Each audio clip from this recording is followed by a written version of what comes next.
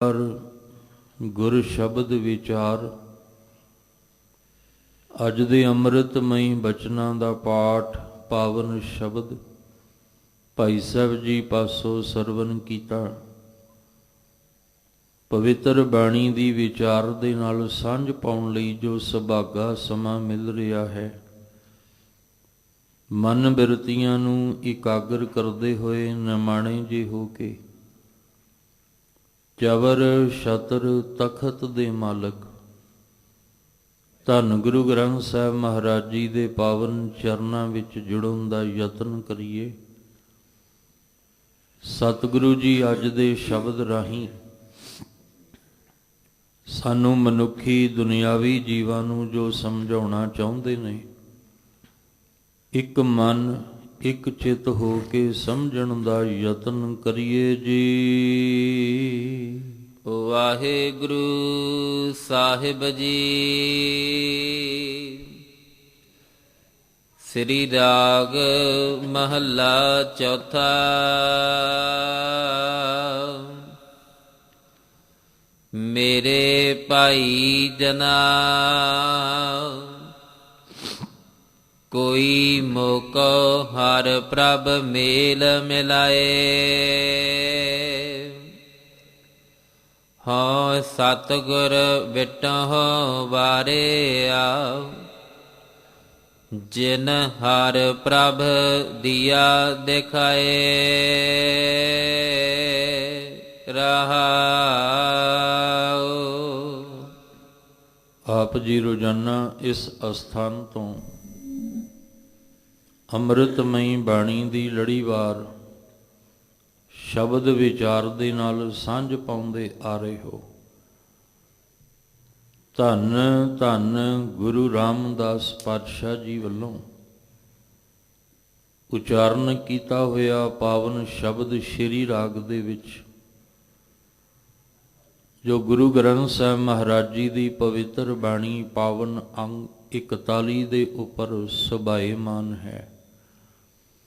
ਸ਼ਬਦ ਦਾ ਕੇਂਦਰੀ ਭਾਵ ਜੋ ਰਹਾਉ ਵਾਲੀ ਪਾਵਨ ਪੰਕਤੀ ਦੇ ਵਿੱਚ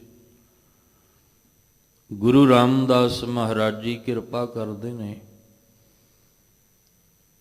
ਭਾਈ ਜਨਾਂ ਗੁਰਮੁਖ ਜਨ ਨੂੰ ਆਵਾਜ਼ ਦੇ ਕੇ ਕਹਿੰਦੇ ਨੇ ਕਿ ਕੋਈ ਮੈਨੂੰ ਪ੍ਰਭੂ ਪਰਮੇਸ਼ਵਰ ਦੇ ਨਾਲ ਮਿਲਾ ਦੇਵੇ, ਤੇ ਜਿਹਨੇ ਮਿਲਾਉਣਾ ਹੈ ਉਹ ਸਤਿਗੁਰੂ ਹੈ। ਸਤਿਗੁਰੂ ਤੋਂ ਵੀ ਮੈਂ ਵਾਰੇ ਜਾਵਾਂ, ਸਦਕੇ ਜਾਵਾਂ ਜਿਹਨੇ ਹਰੀ ਪ੍ਰਭੂ ਨੂੰ ਮਿਲਾਉਣਾ ਹੈ। ਸਤਿਗੁਰੂ ਤੇ ਸਤਿਗੁਰੂ ਜੀ ਦੀ ਸੰਗਤ, ਇਹ ਦੋਵੇਂ ਚੀਜ਼ਾਂ ਸਾਨੂੰ ਚਾਹੀਦੀਆਂ ਨੇ। ਸਤਿਗੁਰੂ ਦੀ ਰਹਿਮਤ ਚਾਹੀਦੀ ਹੈ ਔਰ ਸਤਿਗੁਰੂ ਜੀ ਦੀ ਸੰਗਤ ਦਾ ਸੰਗ ਚਾਹੀਦਾ ਹੈ।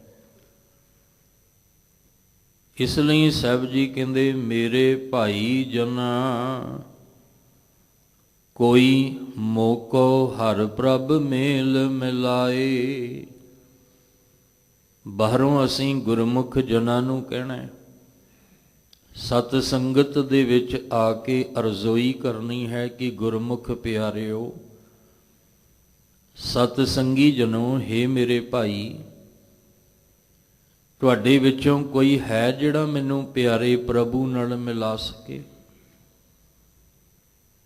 ਤੁਹਾਡੇ ਵਿੱਚੋਂ ਹੈ ਕੋਈ ਜਿਹੜਾ ਸਤਿਗੁਰੂ ਦੀ ਕਿਰਪਾ ਮੈਨੂੰ ਦਿਵਾ ਸਕੇ?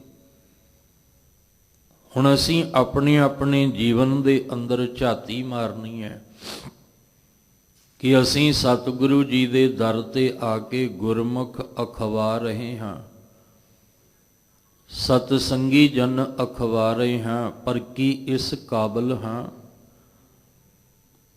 ਕਿ ਜੇ ਕੋਈ ਸਾਨੂੰ ਇਹ ਕਵੇ ਕਿ ਮੈਨੂੰ ਪ੍ਰਭੂ ਨਾਲ ਮਿਲਾ, ਸਤਿਗੁਰੂ ਦੀ ਕਿਰਪਾ ਮੈਨੂੰ ਦਵਾ, ਤੇ ਕੀ ਸਾਡੇ ਵਿੱਚ ਭਾਈ ਪਾਰੋ ਵਰਗੀ ਇੰਨੀ ਸਮਰੱਥਾ ਹੈ? ਕੀ ਸਾਡੇ ਵਿੱਚ ਭਾਈ ਮੰਝ ਜੀ ਵਰਗੀ ਇੰਨੀ ਸਮਰੱਥਾ ਹੈ? ਕਿ ਸਾਡੇ ਅੰਦਰ ਬਾਬਾ ਬੁੱਢਾ ਸਾਹਿਬ ਜੀ ਵਰਗੀ ਇੰਨੀ ਕਮਾਈ ਹੈ ਕਿ ਅਸੀਂ ਸਤਿਗੁਰੂ ਦੀ ਕਿਰਪਾ ਰਹਿ ਲੈ ਕੇ ਉਸ ਮਾਲਕ ਦੇ ਨਾਲ ਮੇਲ ਕਰਵਾ ਸਕੀਏ। ਇਸੇ ਲਈ ਸ਼ਬਦ ਵਰਤਿਆ ਕੋਈ, ਵੀ ਹੈ ਸਾਰੇ ਹੀ ਨੇ, ਪਰ ਸਾਰਿਆਂ ਦੇ ਵਿੱਚੋਂ ਕੋਈ ਹੈ ਜਿਹੜਾ ਮੈਨੂੰ ਪਿਆਰੇ ਪ੍ਰਭੂ ਨਾਲ ਮਿਲਾ ਸਕਦਾ ਹੈ। ਇਹਦਾ ਮਤਲਬ ਹੈ ਸਾਰੇ ਹੀ ਨੇ, ਪਰ ਕਮਾਈ ਕਿਸੇ ਕਿਸੇ ਦੇ ਕੋਲ ਹੈ। ਬਖਸ਼ਿਸ਼ ਰਹਿਮਤ ਵਾਲਾ ਜੀਵਨ ਕਿਸੇ ਕਿਸੇ ਦਾ ਹੈ। ਔਰ ਦੂਸਰੀ ਗੱਲ, ਇਹ ਸ਼ਬਦ ਉਹਨਾਂ ਵਾਸਤੇ ਹੈ ਜਿਨ੍ਹਾਂ ਦੇ ਅੰਦਰ ਜਾਗਰਤਾ ਆ ਗਈ, ਜਿਹੜੇ ਜਗਿਆਸੂ ਨੇ। ਕਿਉਂਕਿ ਜਗਿਆਸੂ ਹੀ ਪ੍ਰਭੂ ਨੂੰ ਮਿਲਣ ਦੀ ਮੰਗ ਕਰੇਗਾ। ਜਗਿਆਸੂ ਦਾ ਹਿਰਦਾ ਹੀ ਅੰਦਰੋਂ ਪ੍ਰਭੂ ਨੂੰ ਮਿਲਣ ਵਾਸਤੇ ਤੜਪੇਗਾ। ਪਿਆਸੇ ਨੂੰ ਹੀ ਪਾਣੀ ਜਿਹੜਾ ਉਹ ਸੁੱਝਦਾ ਹੈ ਤੇ ਪਾਣੀ ਦੀ ਪੁਕਾਰ ਕਰਦਾ ਹੈ। ਭੁੱਖੇ ਨੂੰ ਹੀ ਭੋਜਨ ਚਾਹੀਦਾ ਹੈ ਤੇ ਉਹ ਭੋਜਨ ਦੀ ਪੁਕਾਰ ਕਰਦਾ ਹੈ। ਜੇ ਭੁੱਖ ਨਾ ਲੱਗੀ ਹੋਵੇ ਫਿਰ ਤੁਸੀਂ ਭਾਵੇਂ ਜਿੰਨੇ ਮਰਜ਼ੀ ਪਦਾਰਥ ਬਣਾ ਕੇ ਕੋਲ ਰੱਖ ਦਿਓ, ਬੰਦਾ ਮੂੰਹ ਨਹੀਂ ਕਰਦਾ। ਜੇ ਪਿਆਸ ਨਾ ਲੱਗੀ ਹੋਵੇ ਤੇ ਜਿੰਨੇ ਮਰਜ਼ੀ ਤੁਸੀਂ ਪਦਾਰਥ ਜਿਹੜੇ ਨੇ ਮਿੱਠੇ ਤੋਂ ਮਿੱਠੇ ਪਦਾਰਥ ਰੱਖ ਦਿਓ, ਬੰਦਾ ਮੂੰਹ ਨਹੀਂ ਕਰਦਾ, ਕਿਉਂਕਿ ਭੁੱਖ ਨਹੀਂ, ਪਿਆਸ ਨਹੀਂ। ਇਹ ਪੁਕਾਰ ਉਹਦੀ ਹੈ ਜਿਹਨੂੰ ਪਿਆਸ ਲੱਗ ਗਈ। ਇਹ ਉਹੀ ਪੁਕਾਰ ਕਰੇਗਾ ਜਿਹੜਾ ਅੰਦਰੋਂ ਜਗਿਆਸੂ ਹੈ, ਭਾਵ ਜਿਹੜਾ ਅੰਦਰੋਂ ਜਾਗ ਗਿਆ, ਜਿਹਨੂੰ ਪ੍ਰਭੂ ਨੂੰ ਮਿਲਣ ਦੀ ਤੜਪ ਅੰਦਰ ਪੈਦਾ ਹੋ ਗਈ ਹੈ। ਉਹੀ ਪੁਕਾਰ ਕਰੇਗਾ। ਜਿਹਨੂੰ ਪ੍ਰਭੂ ਨੂੰ ਮਿਲਣ ਦੀ ਹਜੇ ਤੜਪ ਪੈਦਾ ਨਹੀਂ ਹੋਈ, ਉਹ ਇਹ ਪੁਕਾਰ ਕਰ ਵੀ ਨਹੀਂ ਸਕਦਾ। ਜਗਿਆਸੂ ਦਾ ਅਰਥ ਹੈ ਅੰਦਰੋਂ ਜਾਗ ਜਾਣਾ। ਤੇ ਜਾਗਣਾ ਕਿਹਨੇ ਹੈ? ਮਨ ਨੇ। ਮਨ ਕਰਕੇ ਅਸੀਂ ਜਾਗਣਾ। ਮਨ ਹੀ ਸੁੱਤਾ ਪਿਆ ਹੈ। ਤੋ ਜਿਨ੍ਹਾਂ ਦੇ ਮਨ ਵਿੱਚ ਜਾਗਰਤਾ ਆਈ ਹੈ, ਉਹ ਫਿਰ ਇਹ ਪੁਕਾਰ ਕਰਦੇ ਨੇ ਤੇ ਅੰਦਰੋਂ ਉਹਨਾਂ ਦੀ ਆਤਮਿਕ ਆਵਾਜ਼ ਆਉਂਦੀ ਹੈ। ਹਜੇ ਤੇ ਸੁੱਤਾ ਪਿਆ ਮਨ, ਅੰਦਰ ਆਤਮੇ ਆਵਾਜ਼ ਵੀ ਸੁਣਾਈ ਨਹੀਂ ਦਿੰਦੀ। ਜਿਨ੍ਹਾਂ ਦਾ ਮਨ ਅੰਦਰ ਜਾਗੇਗਾ, ਉਹਨਾਂ ਨੂੰ ਅੰਤਰ ਆਤਮੇ ਦੀ ਆਵਾਜ਼ ਵੀ ਸੁਣਾਈ ਦੇਗੀ। ਹੁਣ ਜਗਿਆਸੂ ਮਨ ਕਹਿੰਦਾ ਹੈ ਵੀ ਮੇਰੇ ਭਾਈ ਜਨਾ, ਦੋ ਅਰਥ ਇਹਦੇ ਸਮਝ ਕੇ ਚੱਲਣਾ। ਇੱਕ ਤਾਂ ਆ ਭਾਈ ਜਨਾ ਗੁਰਮੁਖ ਜਨ, ਜਿਨ੍ਹਾਂ ਵਿੱਚ ਆ ਕੇ ਅਸੀਂ ਕਹਿਣਾ ਹੈ ਕੋਈ ਮੋਕੋ ਹਰ ਪ੍ਰਭ ਮੇਲ ਮਿਲਾਏ। ਕੋਈ ਹੈ ਐਸਾ ਗੁਰਮੁਖ ਜਨ ਜਿਹੜਾ ਸਤਿਗੁਰੂ ਦੇ ਰਾਹੀਂ ਮੈਨੂੰ ਪ੍ਰਭੂ ਨਾਲ ਮਿਲਾ ਸਕਦਾ ਹੋਵੇ। ਤੇ ਦੂਸਰਾ ਅਰਥ ਇਹਦਾ ਹੈ ਗਿਆਨ ਇੰਦਰੀ। ਕਿਉਂਕਿ ਮਨ ਜਿਹੜਾ ਹੈ, ਮਨ ਦੇ ਭਾਈ ਕੌਣ ਨੇ? ਮਨ ਦੇ ਭਾਈ ਤੇ ਗਿਆਨ ਇੰਦਰੀ ਨੇ। ਹੁਣ ਮਨ ਜਦੋਂ ਜਾਗਿਆ, ਮਨ ਵਿੱਚ ਜਾਗਰਤਾ ਆਈ, ਜਗਿਆਸੂ ਬਣਿਆ, ਤੇ ਫਿਰ ਇਹ ਮਨ ਕਹਿੰਦਾ ਆਪਣੇ ਗਿਆਨ ਇੰਦਰੀਆਂ ਨੂੰ ਵੀ ਤੁਹਾਡੇ ਵਿੱਚੋਂ ਕੋਈ ਹੈ ਜਿਹੜਾ ਮੈਨੂੰ ਪ੍ਰਭੂ ਨਾਲ ਮਿਲਾ ਸਕੇ। ਹੁਣ ਇੱਕ ਗੱਲ ਹੋਰ ਸਮਝ ਕੇ ਚੱਲਣਾ, ਕਿਉਂਕਿ ਗੁਰਬਾਣੀ ਨੂੰ ਸਮਝਣਾ ਹੈ ਤਾਂ ਹੀ ਸਮਾਇਆ ਜਾਣਾ ਹੈ। ਜੇ ਰਸਤੇ ਦੀ ਸਮਝ ਹੋਏਗੀ ਤਾਂ ਹੀ ਮੰਜ਼ਿਲ ਤੇ ਪਹੁੰਚਿਆ ਜਾਣਾ ਹੈ। ਜੇ ਰਸਤੇ ਦੀ ਸਮਝ ਨਹੀਂ, ਫਿਰ ਭਟਕਦੇ ਰਵਾਂਗੇ। ਫਿਰ ਅਸੀਂ ਘੁੰਮਣ ਘੇਰੀ ਵਿੱਚ ਪਏ ਰਵਾਂਗੇ। ਰਸਤੇ ਦੀ ਸਮਝ ਹੋਏਗੀ ਤੇ ਮੰਜ਼ਿਲ ਤੇ ਪਹੁੰਚ ਜਾਵਾਂਗੇ। ਇਸ ਵਾਸਤੇ ਹੁਣ ਮਨ ਜਿਹੜਾ ਹੈ ਨਾ, ਮਨ ਦਾ ਪ੍ਰਭੂ ਕੌਣ ਹੈ? ਜੀਵ ਆਤਮਾ। ਜੀਵ ਆਤਮਾ ਦਾ ਪ੍ਰਭੂ ਕੌਣ ਹੈ? ਪਰਮਾਤਮਾ। ਇਹਨੂੰ ਸਮਝ ਕੇ ਚੱਲਿਓ। ਮਨ ਕਿਹਨੂੰ ਮਿਲਣਾ ਚਾਹੁੰਦਾ? ਮਨ ਸਿੱਧਾ ਡਾਇਰੈਕਟ ਪ੍ਰਭੂ ਨੂੰ ਥੋੜੀ ਮਿਲਣਾ ਚਾਹੁੰਦਾ ਹੈ। ਮਨ ਸਿੱਧਾ ਮਨ ਜੇ ਪਰਮਾਤਮਾ ਨੂੰ ਮਿਲੇਗਾ ਤੇ ਸਮਾਉਣਾ ਤੇ ਆਤਮਾ ਨੇ ਹੈ, ਲੀਨ ਤੇ ਆਤਮਿਕ ਤਲ ਤੇ ਹੋਣਾ ਹੈ।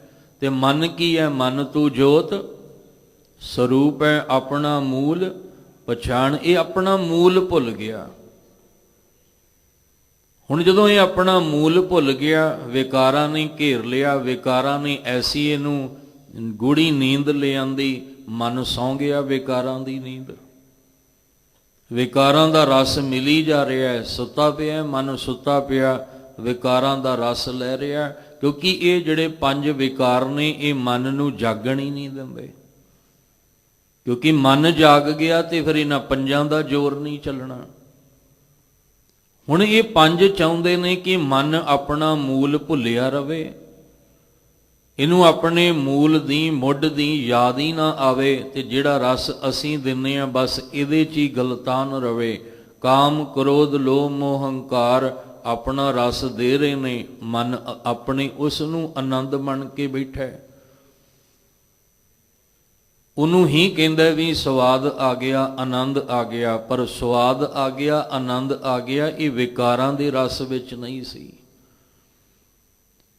ਹੁਣ ਮਨ ਨੂੰ ਜਦੋਂ ਹੋਸ਼ ਆਏਗੀ, ਵੀ ਮਨ ਨੂੰ ਪਤਾ ਲੱਗੇਗਾ ਵੀ ਮੇਰਾ ਤੇ ਜਿਹੜਾ ਮੂਲ ਹੈ ਉਹ ਆਜੀਵ ਆਤਮਾ ਹੈ, ਤੇ ਮੈਂ ਤੇ ਜੀਵ ਆਤਮਾ ਵਾਸਤੇ ਨਾਮ ਦਾ ਰਸ ਲੈਣ ਲਈ ਤੁਰਿਆ ਸਾਂ। ਰਾਹ ਵਿੱਚ ਇਹਨਾਂ ਨੇ ਘੇਰ ਲਿਆ, ਐਸੀ ਇਹਨਾਂ ਨੇ ਮੈਨੂੰ ਰਸ ਦਿੱਤਾ, ਐਸੀ ਗੁੜਤੀ ਦਿੱਤੀ, ਮੈਂ ਉੱਥੇ ਹੀ ਸੌਂ ਗਿਆ। ਪਰ ਚਲੋ ਫਿਰ ਵੀ ਮਿਹਰ ਹੋਈ ਤਾਂ ਗੁਰੂ ਸਾਹਿਬ ਦੇ ਦੁਆਰੇ ਆਏ, ਅੰਦਰ ਇੱਧਰੋਂ ਆਵਾਜ਼ਾਂ ਆਈਆਂ ਵੀ ਮਨ ਜਾਗ, ਤੇਰੇ ਜਾਗਣ 'ਚ ਹੀ ਭਲਾ ਹੈ। ਤੇ ਜਦੋਂ ਮਨ ਜਾਗਣਾ ਸ਼ੁਰੂ ਹੋਇਆ, ਜਗਿਆਸੂ ਬਣ ਗਿਆ। ਹੁਣ ਜਗਿਆਸੂ ਬਣ ਕੇ ਕਹਿੰਦਾ ਵੀ ਆਪਣੇ ਭਰਾਵਾਂ ਨੂੰ, ਗਿਆਨ ਇੰਦਰੀਆਂ ਨੂੰ, ਵੀ ਤੁਹਾਡੇ ਵਿੱਚੋਂ ਕੋਈ ਹੈ ਜਿਹੜਾ ਮੈਨੂੰ ਪ੍ਰਭੂ, ਕੋਈ ਐਸਾ ਗਿਆਨ ਲਿਆਵੇ ਤੇ ਪ੍ਰਭੂ ਨਾਲ ਮਿਲਾਵੇ। ਮਨ ਦਾ ਜਿਹੜਾ ਮਾਲਕ ਉਹ ਹੈ ਜੀਵ ਆਤਮਾ, ਜੀਵ ਆਤਮਾ ਦਾ ਮਾਲਕ ਹੈ ਪਰਮਾਤਮਾ। ਬਸ ਇਸ ਕੜੀ ਨੂੰ ਜਿਸ ਦਿਨ ਅਸੀਂ ਸਮਝ ਲਾਂਗੇ, ਉਸ ਦਿਨ ਸਾਡਾ ਜਨਮ ਲੇਖੇ ਲੱਗ ਜਾਏਗਾ। 2 ਅਰਥ ਫਿਰ ਬੇਨਤੀ ਕਰਾਂ, ਸਮਝ ਲੈਣਾ। ਮੇਰੇ ਭਾਈ ਜਨਾਂ ਦਾ ਅਰਥ ਕੀ ਹੈ? ਮੇਰੇ ਦਾ ਅਰਥ ਮਨ ਕਹਿ ਰਿਹਾ ਹੈ ਵੀ ਮੇਰੇ ਭਾਈ ਜਨ, ਤੁਹਾਡੇ ਚੋਂ ਕੋਈ ਹੈ ਜਿਹੜਾ ਮੈਨੂੰ ਪ੍ਰਭੂ ਦਾ ਮਾਰਗ ਦਿਖਾ ਸਕੇ? ਜਿਹੜਾ ਮਨ ਬਾਹਰ ਸੰਸਾਰ ਵੱਲ ਭਟਕਦਾ ਪਿਆ, ਮਨ ਟਿਕਦਾ ਹੀ ਨਹੀਂ ਪਿਆ, ਇਹ ਮਨ ਨੂੰ ਉਹ ਮੂਲ ਜਿਹੜਾ ਅੰਦਰ ਆਤਮਿਕ ਰੂਪ ਹੈ ਉਹਦਾ ਕੋਈ ਰਾਹ ਦਿਖਾ ਸਕੇ, ਕਿਉਂਕਿ ਅੰਦਰ ਹਨੇਰਾ ਹੋ ਗਿਆ। ਹੁਣ ਦੂਸਰੀ ਗੱਲ, ਜਿਸ ਆਪਾਂ ਗੁਰੂ ਸਾਹਿਬ ਦੇ ਦਰ ਤੇ ਆਏ ਆ, ਜਿਹੜੇ ਗੁਰਮੁਖਾਂ ਦੀ ਸੰਗਤ ਕਰ ਰਹੇ ਆ, ਉਹਨਾਂ ਵਿੱਚੋਂ ਕੋਈ ਹੈ ਇੰਨੀ ਸਮਰੱਥਾ ਵਾਲਾ ਜਿਹੜਾ ਮੈਨੂੰ ਮੇਰੇ ਮਾਲਕ ਦਾ ਦੀਦਾਰ ਕਰਵਾ ਸਕੇ ਤੇ ਉਹ ਰਸਤਾ ਦਿਖਾ ਸਕੇ? ਇਹ ਦੋਵੇਂ ਅਰਥ ਆਪਾਂ ਲੈ ਕੇ ਚੱਲਣੇ ਨੇ। ਮੇਰੇ ਭਾਈ ਜਨਾ ਕੋਈ ਮੋਕੋ ਹਰ ਪ੍ਰਭ ਮੇਲ ਮਿਲਾਏ, ਕੋਈ ਮੇਰੇ ਪ੍ਰਭੂ ਨਾਲ, ਮੇਰੇ ਮਾਲਕ ਨਾਲ ਮੈਨੂੰ ਮੇਲ ਮਿਲਾ ਦੇਵੇ, ਮੇਲ ਕਰਵਾ ਦੇਵੇ। ਹਉ ਸਤਿਗੁਰ ਵਿਟੋਂ ਵਾਰਿਆ, ਜਿਨ ਹਰ ਪ੍ਰਭ ਦੀਆਂ ਦਿਖਾਏ। ਮੈਂ ਸਤਿਗੁਰੂ ਤੋਂ ਵਾਰੇ ਵਾਰੇ ਜਾਵਾਂ, ਕਿਉਂਕਿ ਉਹ ਸਤਿਗੁਰੂ ਮੇਰਾ ਸੱਜਣ ਉਹ ਮਿਲ ਗਿਆ ਜਿਹਨੇ ਮੈਨੂੰ ਮੇਰੇ ਪ੍ਰਭੂ ਦਾ ਰਸਤਾ ਦਿਖਾ ਦਿੱਤਾ। ਹੁਣ ਇੱਥੇ ਥੋੜਾ ਜਿਹਾ ਸਮਝ ਲਿਓ, ਅਗਲੀ ਗੱਲ ਚੱਲਣੀ ਹੈ ਜੀਵ ਆਤਮਾ ਦੀ। ਇਹ ਤਾਂ ਹਜੇ ਰਸਤਾ ਦਿਖਾਇਆ, ਮਨ ਜਗਿਆਸੂ ਨੇ ਪੁਕਾਰ ਕੀਤੀ ਤੇ ਸਤਿਗੁਰੂ ਸੱਜਣ ਬਣ ਗਿਆ, ਤੇ ਸਤਿਗੁਰੂ ਨੇ ਰਾਹ ਦਿਖਾ ਦਿੱਤਾ ਵੀ ਆਹ ਲੈ ਗੁਰਬਾਣੀ ਦੀ ਰੋਸ਼ਨੀ, ਤੇ ਗੁਰਬਾਣੀ ਦੀ ਰੋਸ਼ਨੀ ਵਿੱਚ ਤੁਰਿਆ ਚੱਲ। ਹੁਣ ਜਦੋਂ ਗੁਰਬਾਣੀ ਦੀ ਰੋਸ਼ਨੀ ਵਿੱਚ ਤੁਰਿਆ ਗਿਆ ਤੇ ਅੰਦਰ ਜੀਵ ਆਤਮਾ ਨਾਲ ਮੇਲ ਹੋਇਆ। ਹੁਣ ਜੀਵ ਆਤਮਾ ਦੇ ਅੰਦਰ ਪ੍ਰਭੂ ਨੂੰ ਮਿਲਣ ਦੀ ਤੜਪ ਪੈਦਾ ਹੋ ਗਈ। ਜਦੋਂ ਜੀਵ ਆਤਮਾ ਦੇ ਅੰਦਰ ਪ੍ਰਭੂ ਨੂੰ ਮਿਲਣ ਦੀ ਤੜਪ ਹੋਏਗੀ, ਫਿਰ ਸ਼ਬਦ ਦਾ ਪਹਿਲਾ ਪਦਾ ਸਮਝਣ ਦਾ ਯਤਨ ਕਰਨਾ। ਹਜੇ ਗੱਲ ਮਨ ਦੇ ਅੰਦਰ ਤੁਰਨ ਦੀ ਹੈ, ਹਜੇ ਤੇ ਮਨ ਬਾਹਰ ਭਟਕ ਰਿਹਾ ਹੈ। ਹਜੇ ਮਨ ਜਿਹੜਾ ਹੋਰ ਹੋਰ ਸਵਾਦ, ਹੋਰ ਹੋਰ ਰਸ, ਇਹ ਹਜੇ ਦੁਨੀਆ ਨੂੰ ਮਿਲਣਾ ਚਾਹੁੰਦਾ ਹੈ, ਦੁਨੀਆ ਦੇ ਪਦਾਰਥਾਂ ਨੂੰ ਮਿਲਣਾ ਚਾਹੁੰਦਾ ਹੈ। ਇਹ ਸੰਸਾਰ ਦਾ ਮੋਹ ਦੀ ਪਕੜ ਬਣਾ ਕੇ ਬੈਠਾ ਹੈ। ਪਰ ਕਿਤੇ ਨਾ ਕਿਤੇ ਉਸ ਦੀ ਮਿਹਰ ਰਹਿਮਤ ਹੋਈ, ਉਹਦੀ ਕਿਰਪਾ ਹੋਈ ਤੇ ਮਨ ਨੂੰ ਥੋੜੀ ਜਿਹੀ ਜਗਿਆ ਸਾ ਅੰਦਰ ਪੈਦਾ ਹੋਈ ਤੇ ਇਹਨੂੰ ਸਮਝ ਆਈ ਕਿ ਇਹ ਸੰਸਾਰ ਮੇਰਾ ਨਹੀਂ, ਇਹ ਹੱਡ ਮਾਸ ਦਾ ਬਣਿਆ ਹੋਇਆ ਪਿੰਜਰ ਮੇਰਾ ਨਹੀਂ ਹੈ, ਇਹ ਤੇ ਮੈਨੂੰ ਭਰਮ ਦੇ ਵਿੱਚ ਪਾ ਕੇ ਬੈਠਾ ਹੈ। ਹੁਣ ਸਮਝ ਵਿੱਚ ਆਈ ਕਿ ਇਹ ਜਗਤ ਦੀ ਰਚਨਾ ਤੇ ਝੂਠ ਦੀ ਟਿਕੀ ਹੋਈ ਹੈ। ਮੈਂ ਇੱਥੇ ਨਹੀਂ ਸਦਾ ਵਾਸਤੇ ਰਹਿਣਾ, ਮੈਂ ਤੇ ਚੱਲਣਾ ਅਗਾਂਹ। ਫਿਰ ਮਨ ਪਿਛਾਂ ਨੂੰ ਮੁੜਦਾ ਹੈ, ਫਿਰ ਮਨ ਜਿਹੜਾ ਉਹ ਪਿੱਛੇ ਨੂੰ ਮੁੜਨ ਵਾਸਤੇ ਬੇਨਤੀ ਕਰਦਾ ਹੈ ਵੀ ਮੇਰੇ ਭਾਈ ਜਨਾ ਕੋਈ ਮੋਕੋ ਹਰ ਪ੍ਰਭ ਮੇਲ ਮਿਲਾਏ। ਤੇ ਜਿਹਨੇ ਮਿਲਾਇਆ ਸੀ ਉਹ ਕੌਣ ਸੀ? ਸਤਿਗੁਰ। ਤੇ ਸਤਿਗੁਰੂ ਤੋਂ ਫਿਰ ਮੈਂ ਵਾਰੇ ਜਾਵਾਂ। ਹਉ ਸਤਿਗੁਰ ਵਿਟੋਂ ਵਾਰਿਆ। ਹਉ ਮੈਂ ਮਨ ਕਹਿ ਰਿਹਾ ਵੀ ਮੈਂ ਸਤਿਗੁਰੂ ਤੋਂ ਵਿਟੋਂ ਵਾਰਿਆ ਜਾਵਾਂ, ਸਤਿਗੁਰੂ ਤੋਂ ਸਦਕੇ ਜਾਵਾਂ, ਬਲਿਹਾਰੇ ਜਾਵਾਂ। ਜਿਨ ਹਰ ਪ੍ਰਭ ਦੀਆ ਦਿਖਾਏ, ਜਿਹਨੇ ਮੈਨੂੰ ਮੇਰਾ ਪ੍ਰਭ ਜੀਵ ਆਤਮਾ ਦਿਖਾ ਦਿੱਤੇ, ਮੇਰੇ ਮਾਲਕ ਦਾ ਮਿਲਾਪ ਕਰਵਾ ਦਿੱਤਾ। ਹੁਣ ਇਹ ਮਿਲਨ ਹੋ ਗਿਆ ਰਹਾਉ ਵਾਲੀ ਪੰਕਤੀ ਵਿੱਚ। ਹੁਣ ਅੱਗੋਂ ਗੱਲ ਸ਼ੁਰੂ ਹੋਣੀ ਹੈ ਜੀਵ ਆਤਮਾ ਦੀ, ਕਿਉਂਕਿ ਇਹ ਤਾਂ ਵਿਚਾਰ ਸਾਂਝੀ ਕੀਤੀ ਹੈ। ਆਪ ਜੀ ਗੁਰਬਾਣੀ ਪੜ੍ਹਦੇ ਹੋ, ਸਮਝਦੇ ਹੋ। ਰਹਾਉ ਦੀ ਪੰਕਤੀ ਦੇ ਵਿੱਚ ਗੱਲ ਪੁਰਸ਼ਵਾਚਕ ਦੀ ਹੋ ਰਹੀ ਹੈ ਤੇ ਸ਼ਬਦ ਦੇ ਪਹਿਲੇ ਪਦੇ ਵਿੱਚ ਇਸਤਰੀ ਵਾਚਕ ਦੀ ਹੋ ਰਹੀ ਹੈ। ਹੁਣ ਮਨ ਇਸਤਰੀ ਨਹੀਂ ਹੈ, ਮਨ ਤੇ ਪੁਰਸ਼ਵਾਚਕ ਹੈ, ਉਹ ਬੋਲ ਰਿਹਾ ਹੈ। ਤੇ ਜਦੋਂ ਅਸੀਂ ਪਹਿਲੇ ਪਦੇ ਵਿੱਚ ਜਾਵਾਂਗੇ ਉਹ ਬੋਲ ਰਹੀ ਹੈ। ਹੁਣ ਫਰਕ ਹੈ ਨਾ, ਬੋਲ ਰਹੀ ਹੈ ਤੇ ਬੋਲ ਰਿਹਾ ਹੈ। ਫਿਰ ਸਮਝ ਲੈਣਾ ਇੱਕ ਵਾਰੀ। ਹੁਣ ਇੱਥੇ ਰਹਾਉ ਦੇ ਵਿੱਚ ਆਖਿਆ ਮੇਰੇ ਭਾਈ ਜਨਾ ਕੋਈ ਮੋਕੋ ਹਰ ਪ੍ਰਭ ਮੇਲ ਮਿਲਾਏ। ਹਉ ਸਤਿਗੁਰ ਵਿਟੋਂ ਵਾਰਿਆ ਮੈਨੇ ਪੁਰਸ਼ ਕਹਿ ਰਿਹਾ ਵੀ ਮੈਂ ਵਾਰਿਆ ਜਾਵਾਂ। ਇਹਦਾ ਮਤਲਬ ਮਨ ਪੁਰਸ਼ ਬਣ ਕੇ ਕਹਿ ਰਿਹਾ ਕਿ ਮੈਂ ਸਤਿਗੁਰੂ ਤੋਂ ਸਦਕੇ ਜਾਵਾਂ, ਜਿਹਨੇ ਮੈਨੂੰ ਮੇਰੀ ਜੀਵ ਇਸਤਰੀ ਭਾਵ ਆਤਮਿਕ ਤਲ ਨਾਲ ਮਿਲਾ ਦਿੱਤਾ। ਹੁਣ ਅੱਗੋਂ ਜੀਵ ਆਤਮਾ ਦੀ ਜਿਹੜੀ ਹੈ ਉਹ ਪੁਕਾਰ ਹੈ ਉਸ ਪ੍ਰਭੂ ਜਿਹੜਾ ਸਾਰੀ ਦੁਨੀਆ ਦਾ ਮਾਲਕ ਹੈ, ਉਹਨੂੰ ਮਿਲਣ ਵਾਸਤੇ ਫਿਰ ਉਹਦੀ ਪੁਕਾਰ ਹੈ। ਇਸ ਲਈ ਗੁਰੂ ਸਾਹਿਬ ਜੀ ਰਹਾਉ ਵਾਲੀ ਪੰਕਤੀ ਦੇ ਰਾਹੀਂ ਕੇਂਦਰੀ ਭਾਵ ਸਮਝਾਉਂਦਿਆਂ ਹੋਇਆਂ ਸ਼ਬਦ ਰਾਹੀਂ ਪਰਮੇਸ਼ਵਰ ਦਾ ਮਿਲਾਪ ਕਿਵੇਂ ਹੋਣਾ ਉਹਦਾ ਜ਼ਿਕਰ ਗੁਰੂ ਰਾਮਦਾਸ ਮਹਾਰਾਜ ਜੀ ਕਰਦੇ ਹਨ। ਹਉ ਪੰਥ ਦਸਾਈ ਨਿਤ ਖੜੀ, ਕੋਈ ਪ੍ਰਭ ਦਸੇ ਤਿਨ ਜਾਓ।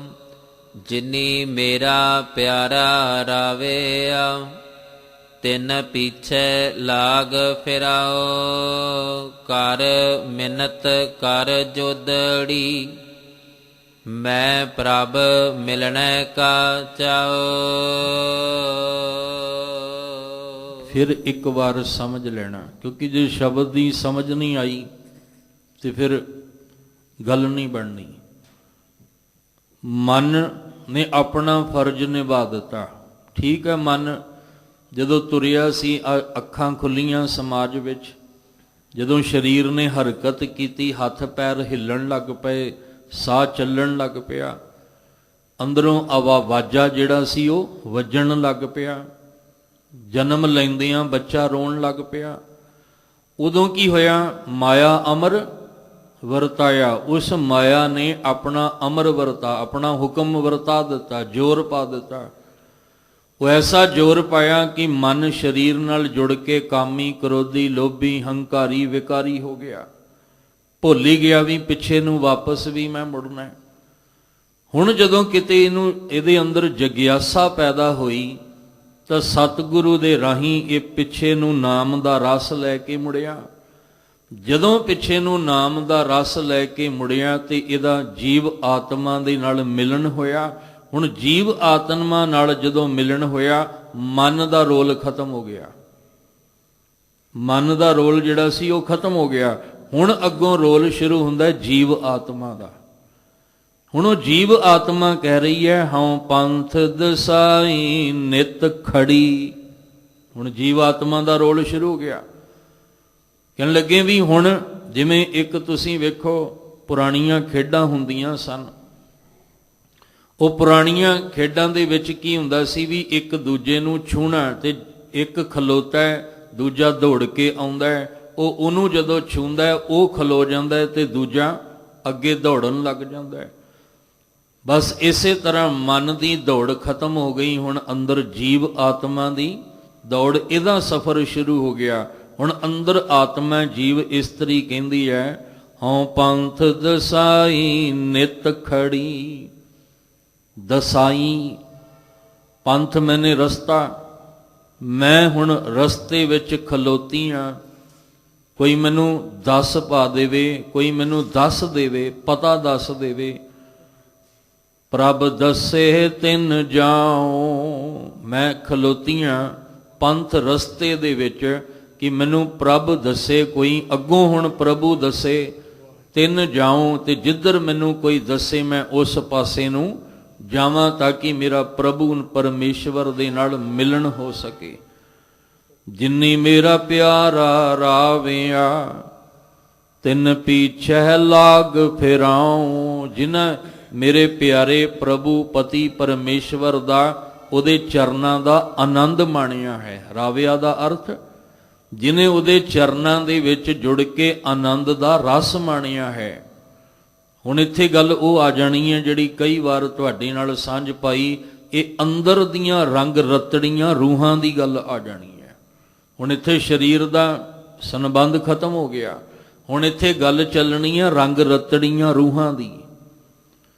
ਇੱਥੇ ਗੱਲ ਚੱਲਣੀ ਹੈ ਜਿਨ ਕੇ ਚੋਲੇ ਰਤੜੇ ਪਿਆਰੇ, ਕੰਤ ਤਿਨਾ ਕਹਿ ਪਾਸ, ਧੂੜ ਤਿਨਾ ਕੀ ਜੇ ਮਿਲੈ ਜੀ, ਕਹੋ ਨਾਨਕ ਕੀ ਅਰਦਾਸ। ਕਿਉਂਕਿ ਜਿਹਨੇ ਅੰਦਰ ਰੰਗ ਰਤੜੀ ਰੂਹ ਨੇ ਪਰਮੇਸ਼ਵਰ ਦੇ ਰੰਗ ਵਿੱਚ ਰੰਗਿਆ, ਰਾਵਿਆ, ਉਹਨੂੰ ਮਾਣਿਆ ਹੈ। ਕੰਤ ਉਹਦੇ ਕੋਲ ਹੈ ਤੇ ਉਹਨੂੰ ਪਤਾ ਹੈ ਵੀ ਕੰਤ ਨੂੰ ਮਿਲਣਾ ਤੇ ਕਿਹੜੇ ਰਾਹ ਤੁਰਨਾ ਪੈਣਾ। ਹੁਣ ਕਹਿੰਦੇ ਜੀਵ ਇਸਤਰੀ ਅੰਦਰ ਪੁਕਾਰ ਕਰਦੀ ਹੈ। ਪਹਿਲਾਂ ਹੀ ਜ਼ਿਕਰ ਕੀਤਾ, ਇਹ ਸ਼ਬਦ ਜਿਗਿਆਸੂਆਂ ਵਾਲਾ ਹੈ, ਜਿਹਦੇ ਅੰਦਰ ਪ੍ਰਭੂ ਨੂੰ ਮਿਲਣ ਦੀ ਆਸ ਪੈਦਾ ਹੋ ਗਈ ਹੈ। ਹਉ ਪੰਥ ਦਸਾਈ, ਮੈਨੂੰ ਕੋਈ ਉਹ ਰਸਤਾ ਦੱਸੇ। ਨਿਤ ਖੜੀ, ਮੈਂ ਹਰ ਵੇਲੇ ਹਰ ਸਮੇਂ ਹਰ ਟਾਈਮ ਖਲੋਤੀਆਂ ਰਸਤੇ ਵਿੱਚ। ਕੋਈ ਪ੍ਰਭ ਦੱਸੇ, ਮੈਨੂੰ ਕੋਈ ਪ੍ਰਭੂ ਜਿਹੜਾ ਉਹ ਦੱਸੇ। ਤਿੰਨ ਜਾਉ, ਜਿਸ ਪਾਸੇ ਨੂੰ ਕੋਈ ਦੱਸੇ ਮੈਂ ਉਸ ਪਾਸੇ ਨੂੰ ਜਾਵਾਂ। ਜਿਨੀ ਮੇਰਾ ਪਿਆਰਾ ਰਾਵਿਆ, ਪਰ ਮੈਨੂੰ ਦੱਸੇ ਉਹ ਜਿਹਨੇ ਮੇਰੇ ਪਿਆਰੇ ਦਾ ਆਨੰਦ ਮਾਣਿਆ ਹੋਵੇ। ਦੱਸਣ ਵਾਲੇ ਤੇ ਬਾਹਰ ਬਹੁਤ ਬੈਠੇ ਨੇ। ਤੁਸੀਂ ਜਿਹੜੇ ਮਰਜ਼ੀ ਮਹੱਲੇ ਚਲੇ ਜਾਓ, ਜਿਹੜੀ ਮਰਜ਼ੀ ਗਲੀ ਚਲੇ ਜਾਓ, ਜਿਹੜੇ ਮਰਜ਼ੀ ਮੁਲਕ ਚਲੇ ਜਾਓ, ਤੁਹਾਨੂੰ ਰੱਬ ਦਾ ਰਾਹ ਦੱਸਣ ਵਾਲੇ ਹਜ਼ਾਰਾਂ ਮਿਲ ਜਾਣਗੇ। ਪਰ ਜੇ ਸਾਨੂੰ ਥੋੜੀ ਜਿਹੀ ਵੀ ਸਮਝ ਹੋਏਗੀ ਤੇ ਅਸੀਂ ਗੁੰਮਰਾਹ ਨਹੀਂ ਹੋਵਾਂਗੇ। ਜੇ ਗੁਰੂ ਤੇਗ ਬਹਾਦਰ ਸਾਹਿਬ ਤੱਕ ਪਹੁੰਚਣ ਦੀ ਇੱਛਾ ਸੀ ਭਾਈ ਮੱਖਣ ਸ਼ਾਹ ਲੁਬਾਣੀ ਦੀ, ਤੇ ਰਾਹ ਵਿੱਚ ਫਿਰ ਬਾਈ ਬੈਠੇ ਨੇ ਦੱਸਣ ਵਾਲੇ। ਉਹ ਰਾਹ ਆਪਣਾ ਆਪਣਾ ਦੱਸਣ ਵਾਲੇ ਬੈਠੇ ਹੀ ਨੇ, ਗੁੰਮਰਾਹ ਕਰਨ ਵਾਲੇ, ਰਾਹ ਦੱਸਣ ਵਾਲੇ ਨਹੀਂ, ਗੁੰਮਰਾਹ ਕਰਨ ਵਾਲੇ ਬੈਠੇ ਹੋਏ ਨੇ। ਪਰ ਉਹਨੇ ਆਖਿਆ ਸੀ ਤੁਸੀਂ ਗੁੰਮਰਾਹ ਨਹੀਂ ਕਰ ਸਕਦੇ, ਕਿਉਂਕਿ ਮੇਰੇ ਅੰਦਰ ਵਾਕਈ ਸੱਚ ਸਤਿਗੁਰੂ ਨੂੰ ਮਿਲਣ ਦੀ ਤਮੰਨਾ ਹੈ। ਤੇ ਜੇ ਉਹ ਅੰਦਰ ਤਮੰਨਾ ਨਾ ਹੁੰਦੀ, ਹੋ ਸਕਦਾ ਮੈਂ ਬਾਈਆਂ ਦੀ ਗੱਲਾਂ 'ਚ ਆ ਕੇ ਗੁੰਮਰਾਹ ਹੋ ਜਾਂਦਾ। ਪਰ ਬਾਈਆਂ ਨੇ ਆਪਣੇ ਆਪਣੇ ਰਾਹ ਦੱਸੇ। ਉਹਨਾਂ ਆਖਿਆ ਇਹ ਰਾਹ ਵੀ ਨਹੀਂ, ਆ ਵੀ ਰਾਹ ਨਹੀਂ, ਆਹ ਰਾਹ ਵੀ ਨਹੀਂ, ਧੀਰ ਮੱਲ ਤੇਰਾ ਦੱਸਿਆ ਹੋਇਆ ਰਾਹ ਵੀ ਨਹੀਂ। ਤੇ ਪਹੁੰਚ ਗਿਆ ਫਿਰ ਗੁਰੂ ਤੇਗ ਬਹਾਦਰ ਸਾਹਿਬ ਜੀ ਤੱਕ।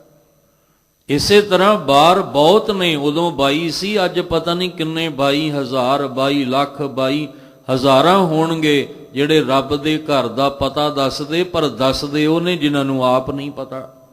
ਹੈਰਾਨੀ ਵਾਲੀ ਗੱਲ ਹੈ ਵੀ ਦੱਸ ਉਹ ਰਹੇ ਨੇ ਜਿਨ੍ਹਾਂ ਨੂੰ ਆਪ ਖੁਦ ਨਹੀਂ ਪਤਾ। ਸ਼੍ਰੀ ਭਗਵਾਨ ਕੋ ਭੇਦ ਨਾ ਪਾਇਓ, ਪਰ ਦੱਸ ਰਹੇ ਨੇ ਉਹ। ਇਸ ਲਈ ਆਖਿਆ ਵੀ ਮੈਨੂੰ ਉਹ ਕੋਈ ਦੱਸੇ ਜਿਹੜਾ ਆਪ ਰਾਵਿਆ ਹੋਵੇ, ਜਿਹੜਾ ਰਵਿਆ ਹੋਵੇ ਉਹਦੇ ਵਿੱਚ, ਜਿਹੜਾ ਉਹਦੇ ਵਿੱਚ ਲੀਨ ਹੋਇਆ ਹੋਵੇ, ਜਿਹਨੇ ਉਹਦੇ ਪ੍ਰਭੂ ਦੇ ਮਿਲਣ ਦਾ ਆਨੰਦ ਮਾਣਿਆ ਹੋਵੇ। ਮੈਨੂੰ ਉਹ ਚਾਹੀਦਾ। ਜਿਨੀ ਮੇਰਾ ਪਿਆਰਾ ਰਾਵਿਆ, ਤੇ ਜੇ ਮੈਨੂੰ ਕੋਈ ਐਸਾ ਮਿਲ ਜਾਏ, ਤਿੰਨ ਪੀਛੇ ਲਾਗ ਫਿਰਾਉ, ਮੈਂ ਉਹਦੇ ਪਿੱਛੇ ਪਿੱਛੇ ਫਿਰਾਂ, ਮੈਂ ਉਹਦੇ ਮਗਰ ਮਗਰ ਫਿਰਾਂ। ਜਿਹੜੇ ਵਾਕਈ ਬੰਦਗੀ ਵਾਲੇ ਨਾਮ ਦੇ ਰਸੀਏ ਹੁੰਦੇ ਆ, ਅਸੀਂ ਕਿੱਥੇ ਉਹਨਾਂ ਦੇ ਪਿੱਛੇ ਪਿੱਛੇ ਫਿਰਦੇ ਹਾਂ, ਪਰ ਜਿਨ੍ਹਾਂ ਦੇ ਅੰਦਰ ਜਗਿਆਸਾ ਹੁੰਦੀ ਉਹੀ ਫਿਰਦਾ ਹੈ। ਬਹੁਤਾਤ ਵਿੱਚ ਸੰਸਾਰੀ ਲੋਕ ਸੰਸਾਰੀਆਂ ਮਗਰ ਹੀ ਫਿਰਦੇ ਆ। ਉਹ ਦੁਨੀਆ ਵਿੱਚ ਧਨਾੜ ਉੱਚੇ ਅਹੁਦੇਦਾਰਾਂ ਮਗਰ ਹੀ ਫਿਰਦੇ ਆ, ਕਿਉਂਕਿ ਇਹਨਾਂ ਕੁਝੋਂ ਸਾਨੂੰ ਕੁਝ ਧਨ ਪਦਾਰਥ ਜਿਹੜਾ ਉਹ ਮਿਲੇਗਾ, ਪਰ ਜਿਹਦੇ ਅੰਦਰ ਜਗਿਆਸਾ ਪ੍ਰਭੂ ਨੂੰ ਮਿਲਣ ਦੀ ਹੈ ਉਹ ਫਿਰ ਧਨਾੜ ਉਹ ਉਹਨਾਂ ਦੁਨੀਆ ਦੇ ਉੱਚੇ ਅਹੁਦੇਦਾਰਾਂ ਮਗਰ ਨਹੀਂ, ਉਹ ਤੇ ਰੱਬ ਦੇ ਪਿਆਰੇ ਅੱਗੇ ਬੇਨਤੀ ਕਰਦਾ ਵੀ ਪਿਆਰਿਆ ਤੂੰ ਮੈਨੂੰ ਦੱਸ ਕਿ ਪ੍ਰਭੂ ਕਿਵੇਂ ਮਿਲੇਗਾ। ਉਹ ਫਿਰ ਭਾਈ ਲਾਲੋ ਦੇ ਘਰ ਜਾਂਦਾ ਹੈ, ਉਹ ਉੱਚੇ ਮਹਿਲਾਂ ਦੇ ਵਿੱਚ ਮਲਕ ਭਾਗੋ ਦੇ ਘਰ ਨਹੀਂ ਜਾਂਦਾ। ਉਹਨੂੰ ਪਤਾ ਵੀ ਉੱਚੇ ਮਹਿਲਾਂ ਵਿੱਚ ਫਿੱਕੇ ਹੀ ਪਕਵਾਨ ਮਿਲਣੇ ਆ, ਜੇ ਕਿਤੇ ਰਸ ਮਿਲਣਾ ਤੇ ਭਾਈ ਲਾਲੋ ਦੀ ਕੁਟੀਆ ਦੇ ਵਿੱਚੋਂ ਮਿਲਣਾ। ਗੁਰੂ ਨਾਨਕ ਸਾਹਿਬ ਨੇ ਕਿੱਥੇ ਮਿਲਣਾ? ਬਸ ਆਹ ਨੁਕਤਾ ਹੀ ਅਸੀਂ ਸਮਝ ਨਹੀਂ ਪਾ ਰਹੇ ਹਾਂ। ਮੇਰੇ ਵਰਗਾ ਕਹਿ ਵੀ ਬੜੀ ਵਾਰੀ ਰਿਹਾ, ਪਰ ਸਮਝ ਮੈਂ ਵੀ ਕੋਈ ਨਹੀਂ ਰਿਹਾ। ਸੁਣ ਆਪਾਂ ਰਹੇ ਹਾਂ ਪਰ ਸਮਝ ਕੋਈ ਨਹੀਂ ਰਹੇ ਹਾਂ। ਪਰ ਗੱਲ ਇਹ ਹੈ ਕਿ ਸਾਨੂੰ ਹਜੇ ਭਾਈ ਲਾਲੋ ਵਾਲੀ ਖੇਡ ਹੀ ਸਮਝ ਨਹੀਂ ਆਈ। ਸਾਹਿਬ ਜੀ ਕਹਿੰਦੇ ਸੀ ਧਿਆਨ ਰੱਖੀ, ਜੇ ਦਿਨ ਮੈਂ ਮਿਲਣਾ ਭਾਈ ਲਾਲੋ ਦੀ ਉਸ ਕੁਟੀਆਂ ਵਿੱਚ ਮਿਲਣਾ, ਉਹਦੇ ਹਿਰਦੇ ਅੰਦਰ ਜਿਹੜਾ ਪਿਆਰ ਹੈ ਨਾ, ਇਸ ਕਰਕੇ ਭਾਈ ਲਾਲੋ ਦੇ ਘਰ ਵਿੱਚੋਂ ਤੈਨੂੰ ਮੈਂ ਮਿਲਣਾ। ਪਰ ਅਸੀਂ ਭਾਈ ਲਾਲੋ ਦੇ ਘਰ ਵੱਲ ਨੂੰ ਮੂੰਹ ਕੋਈ ਨਹੀਂ ਕਰਦੇ। ਅਸੀਂ ਕਹਿੰਦੇ ਹਾਂ ਵੀ ਨਹੀਂ, ਮਲਕ ਭਾਗੋ ਕੋਲੋਂ ਹੀ ਬੜਾ ਕੁਝ ਮਿਲਣਾ, ਬੜਾ ਕੁਝ ਮਿਲੇਗਾ, ਧਨ ਪਦਾਰਥ ਸ਼ੌਹਰਤ ਬੜਾ ਕੁਝ ਮਿਲੇਗਾ, ਪਰ ਧੰਨ ਗੁਰੂ ਨਾਨਕ ਸਾਹਿਬ ਨਹੀਂ ਮਿਲਣਗੇ। ਜੇ ਉਹਨਾਂ ਨੂੰ ਮਿਲਣਾ ਤੇ ਭਾਈ ਲਾਲੋ ਦੇ ਘਰ ਆਉਣਾ ਪੈਣਾ। ਰਾਜਨ ਕੌਣ ਤੁਮਾਰੇ ਆਵੇ, ਐਸੋ ਭਾਉ ਬਿਦਰ ਕੋ ਦੇਖਿਓ ਉਹ ਗਰੀਬ ਮੋਹੇ ਭਾਵੈ ਮਰੇ। ਕਹਿੰਦੇ ਮੈਨੂੰ ਜਿਹੜਾ ਭਾਉਂਦਾ ਮੈਂ ਤੇ ਉਹਦੇ ਘਰ ਜਾਣਾ। ਇਸ ਲਈ ਕਹਿ ਰਹੇ ਨੇ, ਕਹਿਣ ਲੱਗੇ ਜੇ ਮੈਨੂੰ ਕੋਈ ਪਿਆਰਾ ਐਸਾ ਮਿਲ ਜਾਏ ਨਾ, ਹੁਣ ਜੀਵ ਇਸਤਰੀ ਕਹਿੰਦੀ ਹੈ ਕਿਉਂਕਿ ਹਾਂ ਪੰਥ ਦਸਾਈ ਨਿਤ ਖੜੀ। ਨਿਤ ਇਹ ਵੀ ਨਹੀਂ ਕਦੇ ਕਦਾਏ, ਨਿਤ। ਇੱਕ ਬੇਨਤੀ ਕਰਕੇ ਚੱਲਾਂ ਕਿਉਂਕਿ ਆ ਮੌਸਮ ਬਦਲ ਰਿਹਾ, ਸਮਾਂ ਬਦਲ ਰਿਹਾ।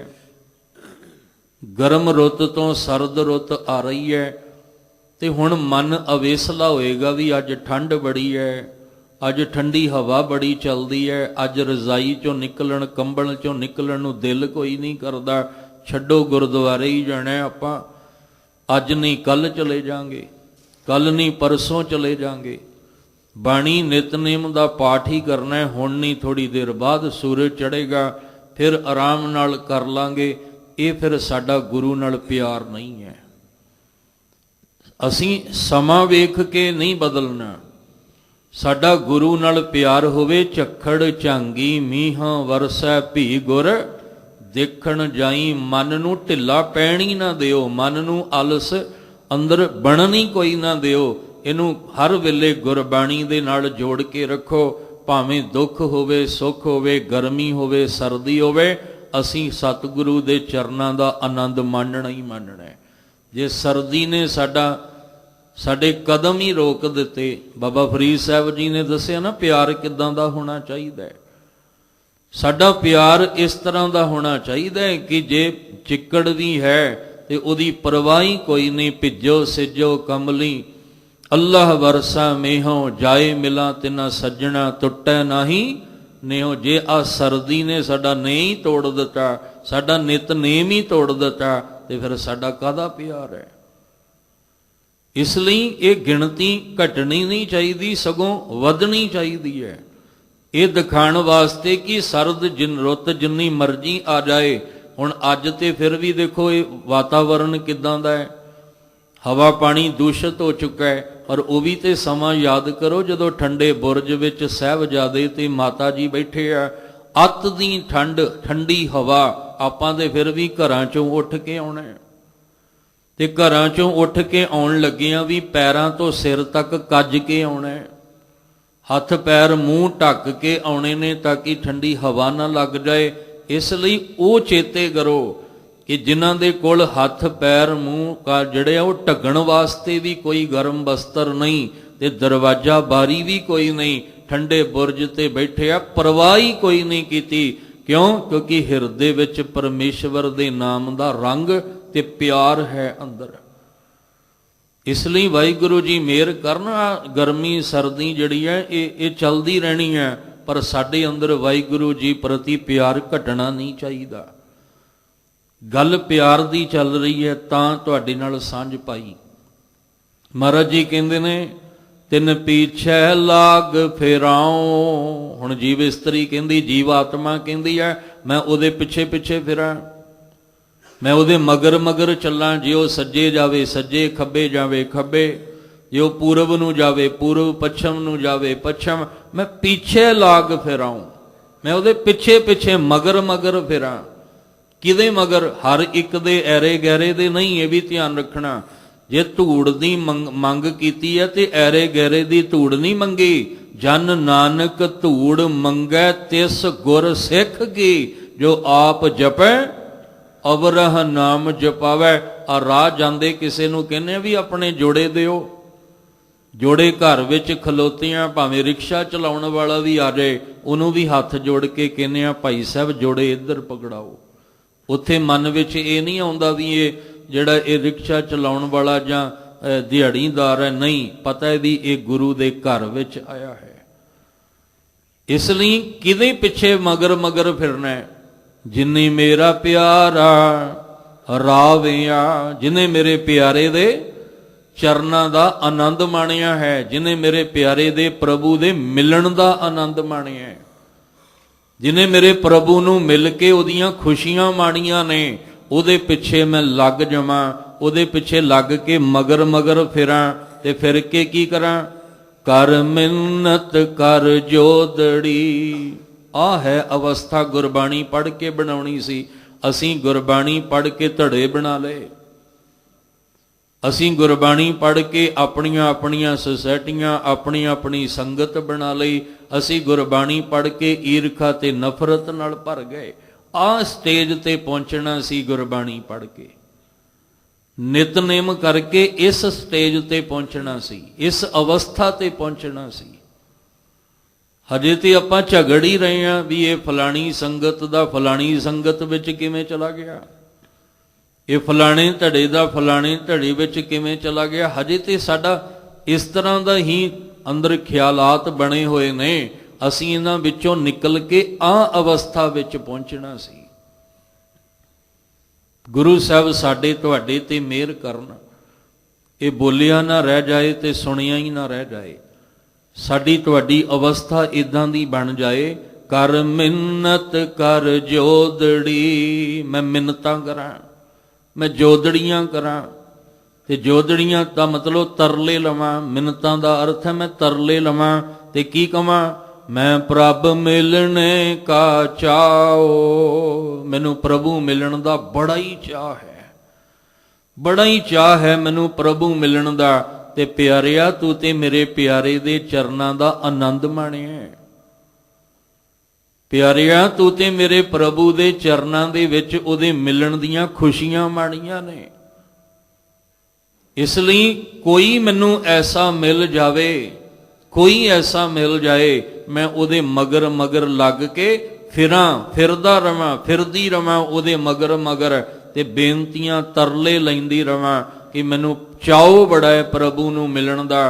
ਤੇ ਮੇਰੇ ਪਿਆਰਿਆਂ ਮੇਰੇ ਤੇ ਕਿਰਪਾ ਕਰ, ਜਿਵੇਂ ਤੂੰ ਮੇਰੇ ਪ੍ਰਭੂ ਨੂੰ ਰਾਵਿਆ ਨਾ, ਮਿਲੇ ਕੇ ਆਨੰਦ ਮਾਣਿਆ, ਤੇ ਕਿਰਪਾ ਕਰ ਮੈਨੂੰ ਵੀ ਕਿਤੇ ਉਸ ਪ੍ਰਭੂ ਨੂੰ ਮਿਲਣ ਦਾ ਆਨੰਦ ਮਿਲ ਜਾਏ, ਉਹ ਖੁਸ਼ੀਆਂ ਮੇਰੀ ਵੀ ਝੋਲੀ ਵਿੱਚ ਪੈ ਜਾਣ। ਹੁਣ ਇਹ ਜੀਵ ਇਸਤਰੀ ਅੱਗੋਂ ਪੁਕਾਰ ਕਰਕੇ ਕਹਿੰਦੀ ਹੈ ਵੀ ਮੈਂ ਜੋਦੜੀ ਕਰਾਂ, ਬੇਨਤੀ ਕਰਾਂ। ਕੋਈ ਆਣ ਮਿਲਾਵੈ ਮੇਰਾ ਪ੍ਰੀਤਮ ਪਿਆਰਾ, ਹਉ ਤਿਸ ਪਹਿ ਆਪ ਵਿਚਾਈ। ਕਿਉਂ? ਕਿਉਂਕਿ ਦਰਸ਼ਨ ਦੇਖਣ ਦੀ ਅੰਦਰ ਚਾਹਤ ਹੈ। ਤੇ ਜਦੋਂ ਦਰਸ਼ਨ ਦੇਖਣ ਦੀ ਅੰਦਰ ਚਾਹਤ ਹੋਵੇ, ਫਿਰ ਬੇਨਤੀ ਕਰਾਂ, ਫਿਰ ਆ ਗਰਮੀ ਸਰਦੀ ਸਾਡੇ ਰਾਹ ਨਹੀਂ ਰੋਕ ਸਕਦੀ। ਫਿਰ ਇਹ ਦੁੱਖ ਤੇ ਸੁੱਖ ਸਾਡੇ ਕਦਮ ਨਹੀਂ ਰੋਕ ਸਕਦੇ। ਜੇ ਦੁੱਖ ਤੇ ਸੁੱਖ ਨੇ ਕਦਮ ਹੀ ਰੋਕ ਦਿੱਤੇ, ਫਿਰ ਸਾਡਾ ਕਾਹਦਾ ਪਿਆਰ ਹੈ।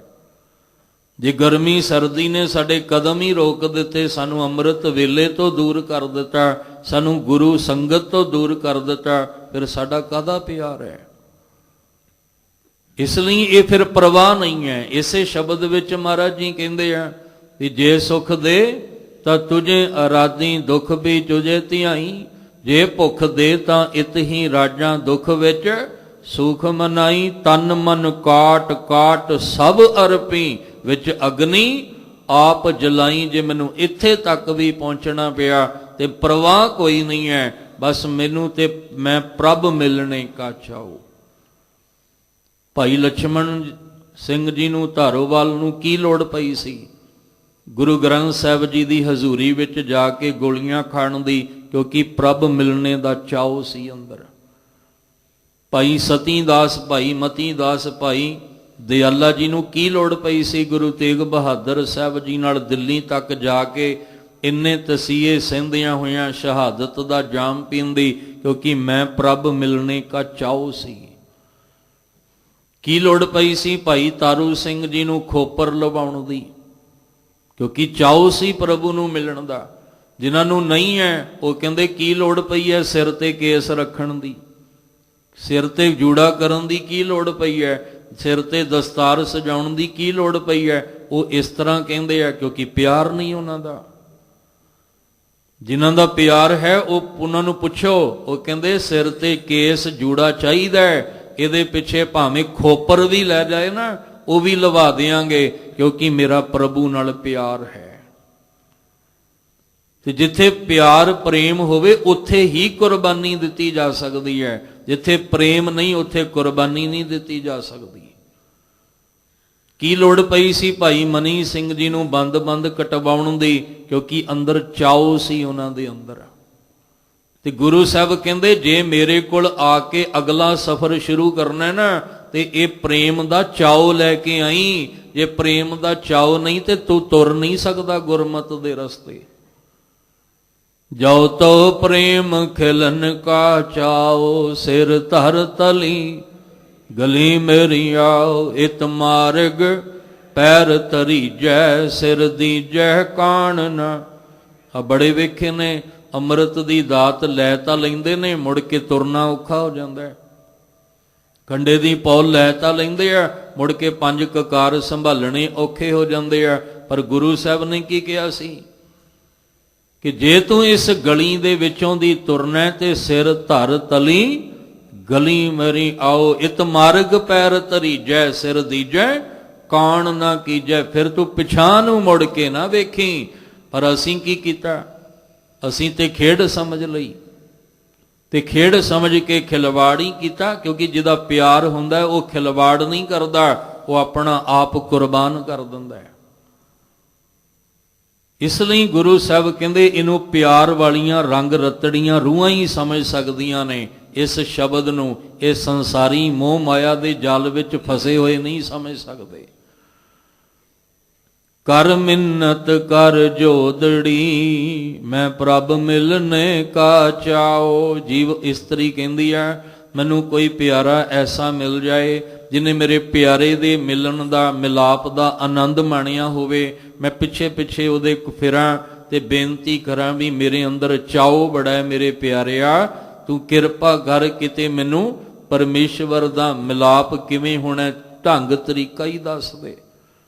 ਹੁਣ ਉਹ ਜੀਵ ਇਸਤਰੀ ਫਿਰ ਅੰਦਰੋਂ ਪੁਕਾਰ ਕਰਦੀ ਹੈ। ਹੋਏ ਨਿਮਾਣੀ ਟਹਿ ਪਵਾ, ਪੂਰੇ ਸਤਿਗੁਰ ਪਾਸ।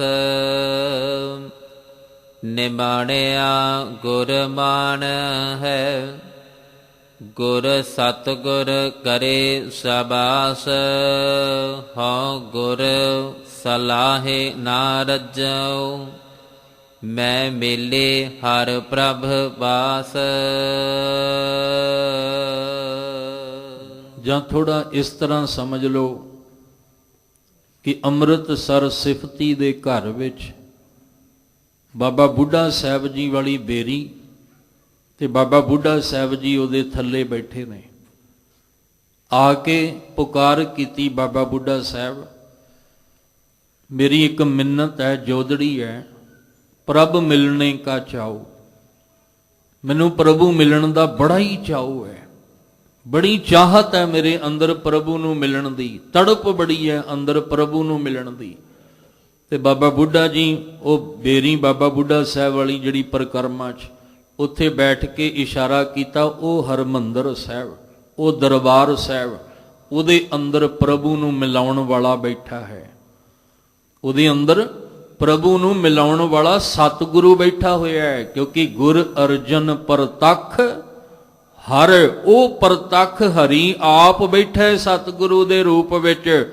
ਜਾਂ ਉਹਦੇ ਕੋਲ ਚਲਾ ਜਾ, ਤੈਨੂੰ ਉਸ ਪਿਆਰੇ ਦਾ ਮਿਲਣ, ਉਸ ਪਿਆਰੇ ਦਾ ਮਿਲਾਪ ਹੋਏਗਾ। ਤੇ ਤੂੰ ਜਦੋਂ ਬਾਹਰ ਆਉਣਾ ਨਾ, ਤੇ ਬਾਹਰ ਆ ਕੇ ਤੂੰ ਆਪ ਹੀ ਕਹਿਣਾ, ਆਨੰਦ ਭਇਆ ਮੇਰੀ ਮਾਏ, ਸਤਿਗੁਰੂ ਮੈਂ ਪਾਇਆ, ਸਤਿਗੁਰ ਤਾਂ ਪਾਇਆ, ਸਹਿਜ ਸੇਤੀ ਮਨ ਵਜੀਆਂ ਵਧਾਈਆਂ। ਤੂੰ ਆਪੇ ਹੀ ਕਹਿਣਾ ਹੈ, ਕਿਉਂਕਿ ਮਿਲਾਉਣ ਵਾਲਾ ਸਤਿਗੁਰ ਹੈ। ਸਤਿਗੁਰੂ ਨੇ ਮਿਲਾਉਣਾ ਹੈ। ਜਾਂ ਸਤਿਗੁਰੂ ਪਾਤਸ਼ਾਹ ਨੇ ਰਹਿਮਤ ਕਰਨੀ ਹੈ। ਪਰ ਹੁਣ ਕਰਨਾ ਕੀ ਹੈ? ਉੱਥੇ ਨਿਮਾਣੇ ਬਣ ਕੇ ਢਹਿਣਾ ਪੈਣਾ ਹੈ। ਉੱਥੇ ਮਾਣ ਰੱਖ ਕੇ ਕੁਝ ਨਹੀਂ ਮਿਲਣਾ, ਉੱਥੇ ਮਿਲਣਾ ਨਿਮਾਣੇ ਬਣ ਕੇ ਢਹਿ ਜਾਈ ਜਾਂਦਿਆਂ ਸਾਰ। ਨਾਨਕ ਗਰੀਬ ਢਹਿ ਪਿਆਂ ਦੁਆਰੇ। ਗੁਰੂ ਰਾਮਦਾਸ ਮਹਾਰਾਜ ਜੀ ਅੰਮ੍ਰਿਤ ਬਾਣੀ ਵਿੱਚ ਕਹਿੰਦੇ ਆ, ਕਹਿਣ ਲੱਗੇ ਵੀ ਜੇ ਤੂੰ ਉਸ ਮਾਲਕ ਦੇ ਦਰ ਤੇ ਢਹਿ ਜਾਵੇਂ ਨਾ, ਤੇਰਾ ਇਹਦੇ ਵਿੱਚ ਹੀ, ਇੱਥੇ ਢਹਿ ਜਾਣ ਵਿੱਚ ਹੀ ਭਲਾ ਹੈ। ਇੱਥੇ ਨਿਮਾਣੇ ਬਣ ਕੇ ਆਵਾਂਗੇ, ਮਾਣ ਮਿਲੇਗਾ। ਨਿਤਾਣੇ ਬਣ ਕੇ ਆਵਾਂਗੇ, ਤਾਣ ਮਿਲੇਗਾ। ਨਿਆਸਰੇ ਬਣ ਕੇ ਆਵਾਂਗੇ ਤਾਂ ਆਸਰਾ ਮਿਲੇਗਾ। ਔਰ ਗੁਰੂ ਅਮਰਦਾਸ ਮਹਾਰਾਜ ਜੀ ਤੋਂ ਵੱਧ ਕੌਣ ਜਾਣਦਾ ਹੈ? ਗੁਰੂ ਰਾਮਦਾਸ ਪਾਤਸ਼ਾਹ ਜੀ ਤੋਂ ਵੱਧ ਕੌਣ ਜਾਣਦਾ ਹੈ ਕਿ ਇਹ ਸਤਿਗੁਰੂ ਦਾ ਉਹ ਘਰ ਹੈ ਜਿੱਥੇ ਨਿਮਾਣੇ ਨੂੰ ਕਿੰਨਾ ਮਾਣ ਮਿਲਦਾ ਹੈ, ਜਿੱਥੇ ਨਿਤਾਣੇ ਨੂੰ ਕਿੰਨਾ ਤਾਣ, ਨਿਆਸਰੇ ਨੂੰ ਕਿੰਨਾ ਆਸਰਾ ਮਿਲਦਾ ਹੈ। ਜਦੋਂ ਅਰਦਾਸ ਕਰਦੇ ਕਰਦੇ ਇੱਥੇ ਤੱਕ ਪਹੁੰਚ ਜਾਈਏ ਨਾ, ਤੇ ਅੰਦਰ ਹਿਰਦਾ ਪਿਆਰ ਨਾਲ ਭਰਿਆ ਹੋਵੇ, ਹੇ ਨਿਮਾਣਿਆਂ ਦੇ ਮਾਣ, ਨਿਤਾਣਿਆਂ ਦੇ ਤਾਣ, ਨਿਓਟਿਆਂ ਦੀ ਓਟ, ਨਿਆਸਰਿਆਂ ਦੇ ਆਸਰੇ, ਤੇ ਤੁਹਾਡੇ ਦਰ, ਤੁਹਾਡੇ ਚਰਨਾਂ ਵਿੱਚ ਆਇਆ, ਮੇਰੇ ਤੇ ਰਹਿਮਤ ਬਖਸ਼ਿਸ਼ ਵਰਤਾ ਦਿਓ। ਇਸ ਲਈ ਸਤਿਗੁਰੂ ਕਹਿੰਦੇ ਨੇ ਕਿ ਜਦੋਂ ਇਹ ਮਿੰਨਤ, ਇਹ ਜੋਦੜੀ ਕੀਤੀ, ਜਿਹਦੇ ਅੱਗੇ ਕੀਤੀ, ਜਿਵੇਂ ਬਾਬਾ ਬੁੱਢਾ ਸਾਹਿਬ ਜੀ ਦੀ ਇੱਕ ਉਦਾਹਰਨ ਲਈ, ਕਿ ਬਾਬਾ ਬੁੱਢਾ ਸਾਹਿਬ ਕਹਿੰਦੇ ਉਹ ਬੈਠੇ ਸਤਿਗੁਰੂ, ਉਹਦੇ ਚਰਨਾਂ ਵਿੱਚ ਜਾ ਕੇ ਢਹਿ ਜਾ। ਤੇ ਢਹਿਣਾ ਸਰੀਰ ਨੇ ਨਹੀਂ ਸੀ, ਢਹਿਣਾ ਅੰਦਰ ਦੀ ਜੀਵ ਇਸਤਰੀ ਨੇ, ਢਹਿਣਾ ਅਸੀਂ ਮਨ ਕਰਕੇ ਸੀ। ਤੇ ਜਦੋਂ ਪਤਾ ਲੱਗਾ ਵੀ ਸਤਿਗੁਰੂ ਦੇ ਦਰ ਚਰਨਾਂ ਵਿੱਚ ਬਖਸ਼ਿਸ਼ ਮਿਲਣੀ ਹੈ, ਫਿਰ ਕੀ ਹੋਇਆ? ਹੋਏ ਨਿਮਾਣੀ ਢਹਿ ਪਵਾਂ ਪੂਰੇ ਸਤਿਗੁਰ ਪਾਸ। ਕਹਿੰਦੇ ਉਹ ਸਤਿਗੁਰੂ ਨੇ ਮਿਲਾਉਣਾ ਹੈ, ਉਸ ਪਿਆਰੇ ਦਾ ਮਿਲਣ ਸਤਿਗੁਰੂ ਨੇ ਦੇਣਾ ਹੈ। ਹਉ ਦਾ ਅਰਥ ਹੈ ਮੈਂ। ਕਹਿੰਦੇ ਮੈਂ ਨਿਮਾਣੀ ਹੋ ਕੇ ਢਹਿ ਜਾਵਾਂ, ਢਹਿ ਪਵਾਂ ਸਤਿਗੁਰੂ ਦੇ ਪਾਸ, ਸਤਿਗੁਰੂ ਦੇ ਕੋਲ ਆ ਕੇ। ਪਰ ਧਿਆਨ ਰੱਖਿਓ, ਪੂਰੇ ਸਤਿਗੁਰੂ ਪਾਸ, ਅਧੂਰੇ ਕੋਲ ਨਹੀਂ। ਅਸੀਂ ਤੇ ਅਧੂਰਿਆਂ ਦੇ ਅੱਗੇ ਢਈ ਜਾ ਰਹੇ ਹਾਂ, ਪਈ ਜਾ ਰਹੇ ਹਾਂ। ਅਸੀਂ ਅਧੂਰਿਆਂ ਦੇ ਅੱਗੇ ਹੀ ਨੱਕ ਰਗੜੀ ਜਾ ਰਹੇ ਹਾਂ, ਅਧੂਰਿਆਂ ਦੇ ਹੀ ਅਸੀਂ ਚਰਨਾਂ ਵਿੱਚ ਜਿਹੜੇ ਉਹ ਡਿੱਗ ਰਹੇ ਹਾਂ। ਅਧੂਰਿਆਂ ਕੋਲੋਂ ਕੁਛ ਨਹੀਂ ਜੇ ਮਿਲਣਾ। ਬਾਰ-ਬਾਰ ਪੂਰੇ ਦੀ ਗੱਲ ਕੀਤੀ ਹੈ ਗੁਰਬਾਣੀ ਨੇ। ਜਿਹੜਾ ਸਾਡਾ ਕਾਰਜ ਰਾਸ ਹੋਣਾ ਉਹ ਪੂਰੇ ਸਤਿਗੁਰੂ ਕੋਲੋਂ ਹੋਣਾ ਹੈ। ਵੱਡੀ ਵਡਿਆਈ ਅਚਰਜ ਸ਼ੋਭਾ ਕਾਰਜ ਆਇਆ ਰਾਸੇ, ਨਾਨਕ ਕਉ ਗੁਰ ਪੂਰਾ ਭੇਟਿਓ, ਸਗਲੇ ਦੁਖ ਬਿਨਾਸੇ। ਇਸ ਲਈ ਕਹਿੰਦੇ ਹੋਏ ਨਿਮਾਣੀ ਢਹਿ ਪਵਾਂ ਪੂਰੇ ਸਤਿਗੁਰ ਪਾਸ, ਨਿਮਾਣਿਆਂ ਗੁਰ ਮਾਣ ਹੈ। ਗੁਰੂ ਕੀ ਹੈ? ਨਿਮਾਣਿਆਂ ਨੂੰ ਮਾਣ ਦੇਣ ਵਾਲਾ ਹੈ। ਕਿੰਨੀ ਖੁਸ਼ੀ ਹੋਈ ਹੋਏਗੀ ਗੁਰੂ ਅਮਰਦਾਸ ਮਹਾਰਾਜ ਜੀ ਨੂੰ। ਅੱਜ ਜਦੋਂ ਗਾਗਰ ਭਰ ਕੇ ਲੈ ਕੇ ਆਏ ਨੇ, 12 ਸਾਲ ਲੰਘੇ ਨੇ ਹੁਕਮ ਵਿੱਚ ਤੁਰਦਿਆਂ, ਤੇ ਇੰਨਾ ਬੜੇਪਾ ਤਨ ਤੇ ਹੈ। ਸਰਦੀ 12 ਸਾਲ ਵਿੱਚ ਸਰਦੀ ਗਰਮੀ ਨਹੀਂ ਵੇਖੀ। 12 ਸਾਲਾਂ ਦੇ ਵਿੱਚ ਕੋਈ ਮੀਂਹ ਹਨੇਰੀ ਝੱਖੜ ਨਹੀਂ ਵੇਖਿਆ। ਅੱਜ ਜਦੋਂ ਕਹਿੰਦੇ ਨੇ ਡਿੱਗੇ ਨੇ ਉਸ ਜੁਲਾਹੇ ਦੀ ਖੱਡੀ ਦੇ ਉਸ ਕਿੱਲੇ ਨਾਲ ਪੈਰ ਅਟਕ ਕੇ ਡਿੱਗੇ ਨੇ, ਤੇ ਆਵਾਜ਼ ਆਈ ਸੀ, ਅਮਰੂ ਨਿਥਾਵੇਂ ਤੋਂ ਸਿਵਾ ਹੋਰ ਕੌਣ ਹੋਣਾ ਹੈ। ਤੇ ਗੁਰੂ ਅਮਰਦਾਸ ਮਹਾਰਾਜ ਨੇ ਕਿਹਾ ਸੀ, ਕਮਲੀਏ ਮੈਨੂੰ ਹੁਣ ਤਾਂ ਨਾ ਕਹਿ, 12 ਸਾਲ ਹੋ ਗਏ ਨੇ, ਹੁਣ ਤਾਂ ਨਾ ਮੈਨੂੰ ਤੂੰ ਨਿਥਾਵਾਂ ਕਹਿ, ਮੈਂ ਥਾਂ ਵਾਲਾ ਹੋ ਗਿਆ ਹੁਣ ਤਾਂ ਮੈਨੂੰ ਨਿਥਾਵਾਂ ਨਾ ਕਹਿ, ਹੁਣ ਤੇ ਮੈਨੂੰ ਥਾਂ ਮਿਲ ਗਈ ਹੈ, 12 ਸਾਲ ਹੋ ਗਏ ਨੇ ਇਸ ਥਾਂ ਨੂੰ ਮਿਲਿਆ, ਤੂੰ ਹਜੇ ਵੀ ਮੈਨੂੰ ਅੰਬਰੋਂ ਨਿਥਾਵਾਂ ਹੀ ਕਹੀ ਜਾਂਦੀ ਹੈ। ਉਹ ਕੈਸੇ ਬੋਲ ਅੰਦਰੋਂ ਸੁਭਾਵਕ ਹੀ ਨਿਕਲੇ ਸਨ। ਇਸ਼ਨਾਨ ਗੁਰੂ ਅੰਗਦ ਸਾਹਿਬ ਪਾਤਸ਼ਾਹ ਜੀ ਨੂੰ ਕਰਾਉਂਦੇ ਆ, ਦਰਬਾਰ ਸਜਿਆ, ਰੱਬੀ ਬਾਣੀ ਦਾ ਜਾਪ ਕੀਰਤਨ ਹੋਇਆ, ਸਮਾਪਤੀ ਹੋਈ ਤੇ ਗੁਰੂ ਸਾਹਿਬ ਜੀ ਕਹਿੰਦੇ ਲਿਆਓ ਅਮਰਦਾਸ ਜੀ ਨੂੰ। ਜਦੋਂ ਲਿਆਂਦਾ, ਆਪ ਆਪਣੇ ਆਸਨ ਤੋਂ ਉੱਠ ਕੇ ਆਪਣੇ ਆਸਨ ਤੇ ਬਿਠਾਇਆ ਤੇ ਜਦੋਂ ਬਾਂਹ ਪਕੜ ਕੇ ਬਿਠਾਇਆ, ਕਹਿਣ ਲੱਗੇ ਅੱਜ ਤੋਂ ਤੁਸੀਂ ਨਿਥਾਵਿਆਂ ਦੇ ਥਾਂ ਹੋ, ਨਿਮਾਣਿਆਂ ਦੇ ਮਾਣ ਹੋ, ਨਿਤਾਣਿਆਂ ਦੇ ਤਾਣ ਹੋ, ਨਿਓਟਿਆਂ ਦੀ ਓਟ ਹੋ, ਨਿਗੱਤੀਆਂ ਦੀ ਗੱਤ ਹੋ, ਨਿਪੱਤੀਆਂ ਦੀ ਪੱਤ ਹੋ, ਨਿਲੱਜੀਆਂ ਦੀ ਲੱਜ ਹੋ। ਪਤਾ ਹੀ ਨਹੀਂ ਕਿੰਨੀਆਂ ਕੋ ਬਖਸ਼ਿਸ਼ਾਂ ਦੇਤੀਆਂ। ਤੇ ਜਿਵੇਂ ਜਿਵੇਂ ਝੋਲੀ ਭਰਦੀ ਗਈ, ਤਿਵੇਂ ਤਿਵੇਂ ਅੱਖਾਂ ਵਿੱਚ ਹੰਝੂ ਵੀ ਭਰਦੇ ਗਏ ਕਿ ਵਾਹ, ਇੰਨਾ ਨਿਮਾਣਿਆਂ ਨੂੰ ਮਾਣ ਦੇਣ ਵਾਲਾ ਸਤਿਗੁਰੂ। ਅਸੀਂ ਨਿਮਾਣੇ ਹੋ ਕੇ ਆਈਏ ਤਾਂ ਸਹੀ, ਸਾਨੂੰ ਹਜੇ ਮਾਣ, ਅਸੀਂ ਬਾਹਰੋਂ ਹੱਥ ਪੈਰ ਧੋ ਕੇ ਆਉਂਦੇ ਹਾਂ। ਕਾਹਦੇ ਲਈ ਆਉਂਦੇ ਹਾਂ? ਤਾਂ ਕਿ ਹੱਥਾਂ ਪੈਰਾਂ ਦੀ ਮਿੱਟੀ ਮੈਲ ਅੰਦਰ ਨਹੀਂ ਲੈ ਕੇ ਜਾਣੀ, ਤੇ ਮਾਣ ਅਸੀਂ ਅੰਦਰ ਭਰ ਕੇ ਲੈ ਕੇ ਆਉਂਦੇ ਹਾਂ। ਮਾਣ ਨਾਲ ਭਰੇ ਹੋਏ ਆਉਂਦੇ ਹਾਂ, ਆਕੜ ਨਾਲ, ਹੰਕਾਰ ਨਾਲ ਭਰੇ। ਜਿੱਥੇ ਆ ਕੇ ਢਹਿਣਾ ਸੀ ਉੱਥੇ ਬੰਦਾ ਆਕੜਦਾ ਹੈ, ਜਿੱਥੇ ਆ ਕੇ ਅਸੀਂ ਢਹਿ ਜਾਣਾ ਸੀ ਉੱਥੇ ਬੰਦਾ ਮਾਣ ਦਿਖਾਉਂਦਾ ਹੈ। ਬਸ ਇੱਥੇ ਆ ਕੇ ਅਸੀਂ ਮਾਰ ਖਾ ਗਏ। ਗੁਰੂ ਰਾਮਦਾਸ ਜੀ ਨੂੰ ਪੁੱਛੋ, ਜਦੋਂ ਧੰਨ ਗੁਰੂ ਅਮਰਦਾਸ ਮਹਾਰਾਜ ਜੀ, ਕਿਉਂਕਿ ਜਿੱਦਾਂ ਕਿਸੇ ਨੂੰ ਬਖਸ਼ਿਸ਼ ਮਿਲਣੀ ਆ ਅੱਗੋਂ ਉਦਾਂ ਹੀ ਦੇਣੀ ਹੈ। ਕਹਿੰਦੇ ਨੇ ਗੁਰੂ ਰਾਮਦਾਸ ਮਹਾਰਾਜ ਜੀ ਨੂੰ ਵੀ ਅੱਜ ਆਖਿਆ ਆਓ। ਆਪਣੇ ਆਸਨ ਤੋਂ ਉੱਠ ਕੇ ਗੁਰੂ ਅਮਰਦਾਸ ਜੀ ਨੇ ਬਿਠਾਇਆ। ਬੜੀ ਵੱਡੀ ਗੱਲ ਹੁੰਦੀ ਹੈ ਆਪਣੀ ਜਗ੍ਹਾ ਤੇ ਉੱਠ ਕੇ ਆਪਣੀ ਜਗ੍ਹਾ ਤੇ ਕਿਸੇ ਨੂੰ ਬਿਠਾ ਦੇਣਾ, ਬੜੀ ਵੱਡੀ ਗੱਲ ਹੈ। ਗੁਰੂ ਰਾਮਦਾਸ ਜੀ ਇੱਕਦਮ ਹੈਰਾਨ ਹੋ ਗਏ ਕਿ ਏਡੇ ਵੱਡੇ ਆਸਨ ਦੇ ਉੱਤੇ ਅੱਜ ਮੈਨੂੰ ਬਿਠਾ ਦਿੱਤਾ। ਔਰ ਬਿਠਾ ਕੇ ਆਖਿਆ, ਬਾਬਾ ਮੋਹਰੀ ਜੀ ਨੂੰ ਆਖਿਆ ਵੀ ਪੁੱਤ ਉੱਠ, ਅੱਜ ਤੂੰ ਉੱਠ ਕੇ ਗੁਰੂ ਰਾਮਦਾਸ ਜੀ ਦੇ ਚਰਨੀ ਪੈ ਜਾ। ਆਪਣੇ ਪੁੱਤਰ ਨੂੰ ਕਹਿ ਰਹੇ ਨੇ। ਮੋਹਰੀ ਪੁੱਤ ਸਨਮੁਖ ਹੋਇਆ, ਰਾਮਦਾਸੈ ਪੈਰੀ। ਤੇ ਜਿਵੇਂ ਬਾਬਾ ਮੋਹਰੀ ਜੀ ਉੱਠ ਕੇ ਪੈਰੀ ਪਏ ਹੋਣਗੇ ਤੇ ਕੀ ਗੁਰੂ ਰਾਮਦਾਸ ਜੀ ਦੀਆਂ ਅੱਖਾਂ ਨਹੀਂ ਭਰੀਆਂ ਹੋਣਗੀਆਂ ਕਿ ਜਿਹਦੇ ਘਰ ਦੇ ਵਿੱਚ ਮੈਂ ਮਿੱਟੀ ਦੀਆਂ ਟੋਕਰੀਆਂ ਢੋਂਦਾ ਰਿਹਾ, ਜਿਹਦੇ ਘਰ ਦੇ ਵਿੱਚ ਮੈਂ ਗਾਰਾ ਜਿਹੜਾ ਉਹ ਢੋਂਦਾ ਰਿਹਾ, ਸੇਵਾ ਕਰਦਾ ਰਿਹਾ, ਭਾਂਡੇ ਮਾਂਜਦਾ ਰਿਹਾ, ਜੋੜੇ ਝਾੜਦਾ ਰਿਹਾ, ਅੱਜ ਉਹਨਾਂ ਦਾ ਹੀ ਪੁੱਤਰ ਮੇਰੇ ਪੈਰੀ ਪੈ ਰਿਹਾ। ਅੱਜ ਉਹਨਾਂ ਦਾ ਹੀ ਪੁੱਤਰ ਜਿਹੜਾ ਉਹ ਮੇਰੇ ਚਰਨੀ ਪੈ ਰਿਹਾ। ਮੈਨੂੰ ਤੇ ਪਹਿਲਾਂ ਹੀ ਗੁਰੂ ਅਮਰਦਾਸ ਜੀ ਨੇ ਆਪਣੀ ਸਪੁੱਤਰੀ ਦੇ ਕੇ ਮੇਰਾ ਆਨੰਦ ਕਾਰਜ ਕਰਵਾ ਕੇ ਇੰਨਾ ਮਾਣ ਦੇ ਦਿੱਤਾ, ਪਰ ਅੱਜ ਕਸਰ ਕੋਈ ਨਹੀਂ ਛੱਡੀ। ਹਮ ਰੁਲਤੇ ਫਿਰਤੇ ਕੋਈ ਬਾਤ ਨਾ ਪੁੱਛਤਾ, ਗੁਰ ਸਤਿਗੁਰ ਸੰਗ ਕਿਰੇ ਹਮ ਥਾਪੇ। ਇੰਨਾ ਨਿਮਾਣਿਆਂ ਦਾ ਮਾਣ ਹੈ ਸਤਿਗੁਰੂ। ਅਸੀਂ ਹਜੇ ਗੁਰੂ ਨਾਨਕ ਸਾਹਿਬ ਨੂੰ ਨਹੀਂ ਸਮਝ ਸਕੇ, ਹਜੇ ਗੁਰੂ ਗ੍ਰੰਥ ਸਾਹਿਬ ਜੀ ਨੂੰ ਨਹੀਂ ਸਮਝ ਸਕੇ। ਅਸੀਂ ਜਿਸ ਦਿਨ ਸਮਝ ਲਾਂਗੇ ਉਸ ਦਿਨ ਗਲਤ ਸ਼ਬਦਾਵਲੀ ਵੀ ਖਤਮ ਹੋ ਜਾਏਗੀ, ਉਸ ਦਿਨ ਗੁਰੂ ਸਾਹਿਬ ਜੀ ਦੀ ਬੇਅਦਬੀ ਵੀ ਬੰਦ ਹੋ ਜਾਏਗੀ। ਹਜੇ ਨਹੀਂ ਸਮਝ ਸਕੇ ਅਸੀਂ।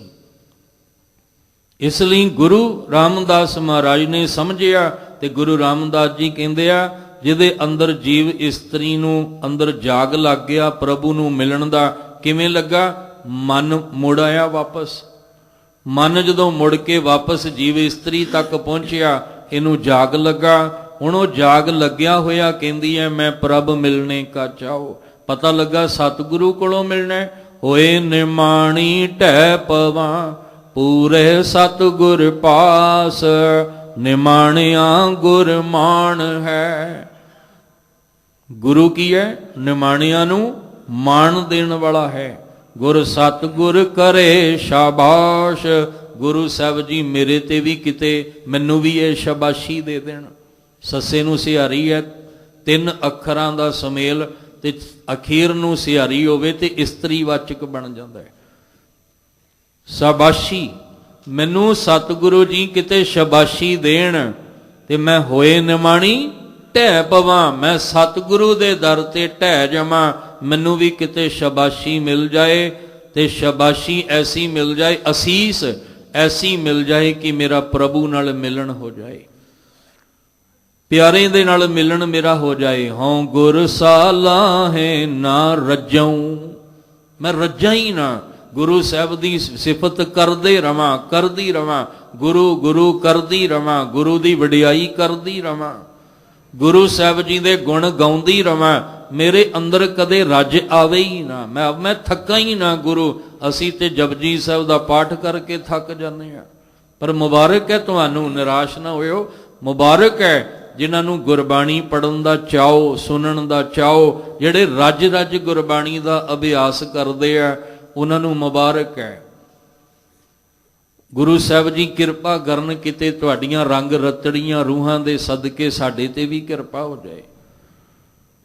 ਇਸ ਲਈ ਸਤਿਗੁਰੂ ਮਹਾਰਾਜ ਜੀ ਕਹਿੰਦੇ ਨੇ, ਕਹਿਣ ਲੱਗੇ ਹਉ ਗੁਰ ਸਾਲਾਹੇ ਨਾ ਰੱਜਉ, ਜੀਵ ਇਸਤਰੀ ਕਹਿੰਦੀ ਹੈ ਮੈਂ ਰੱਜਾਂ ਹੀ ਨਾ।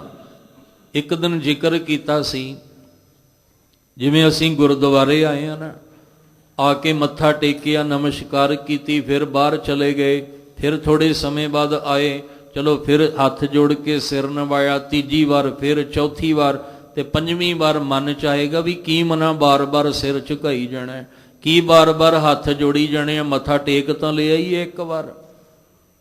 ਪਰ ਜਿਹਨੇ ਅੰਦਰ ਬਖਸ਼ਿਸ਼ ਹੋ ਜਾਏ ਨਾ, ਉਹ ਕਹਿੰਦੇ ਮੈਂ ਦਿਹਾੜੀ ਵਿੱਚ 100 ਵਾਰੀ ਆਪਣੇ ਗੁਰੂ ਤੋਂ ਬਲਿਹਾਰੇ ਜਾਵਾਂ, ਮੈਂ ਥੱਕਾਂ ਹੀ ਨਾ।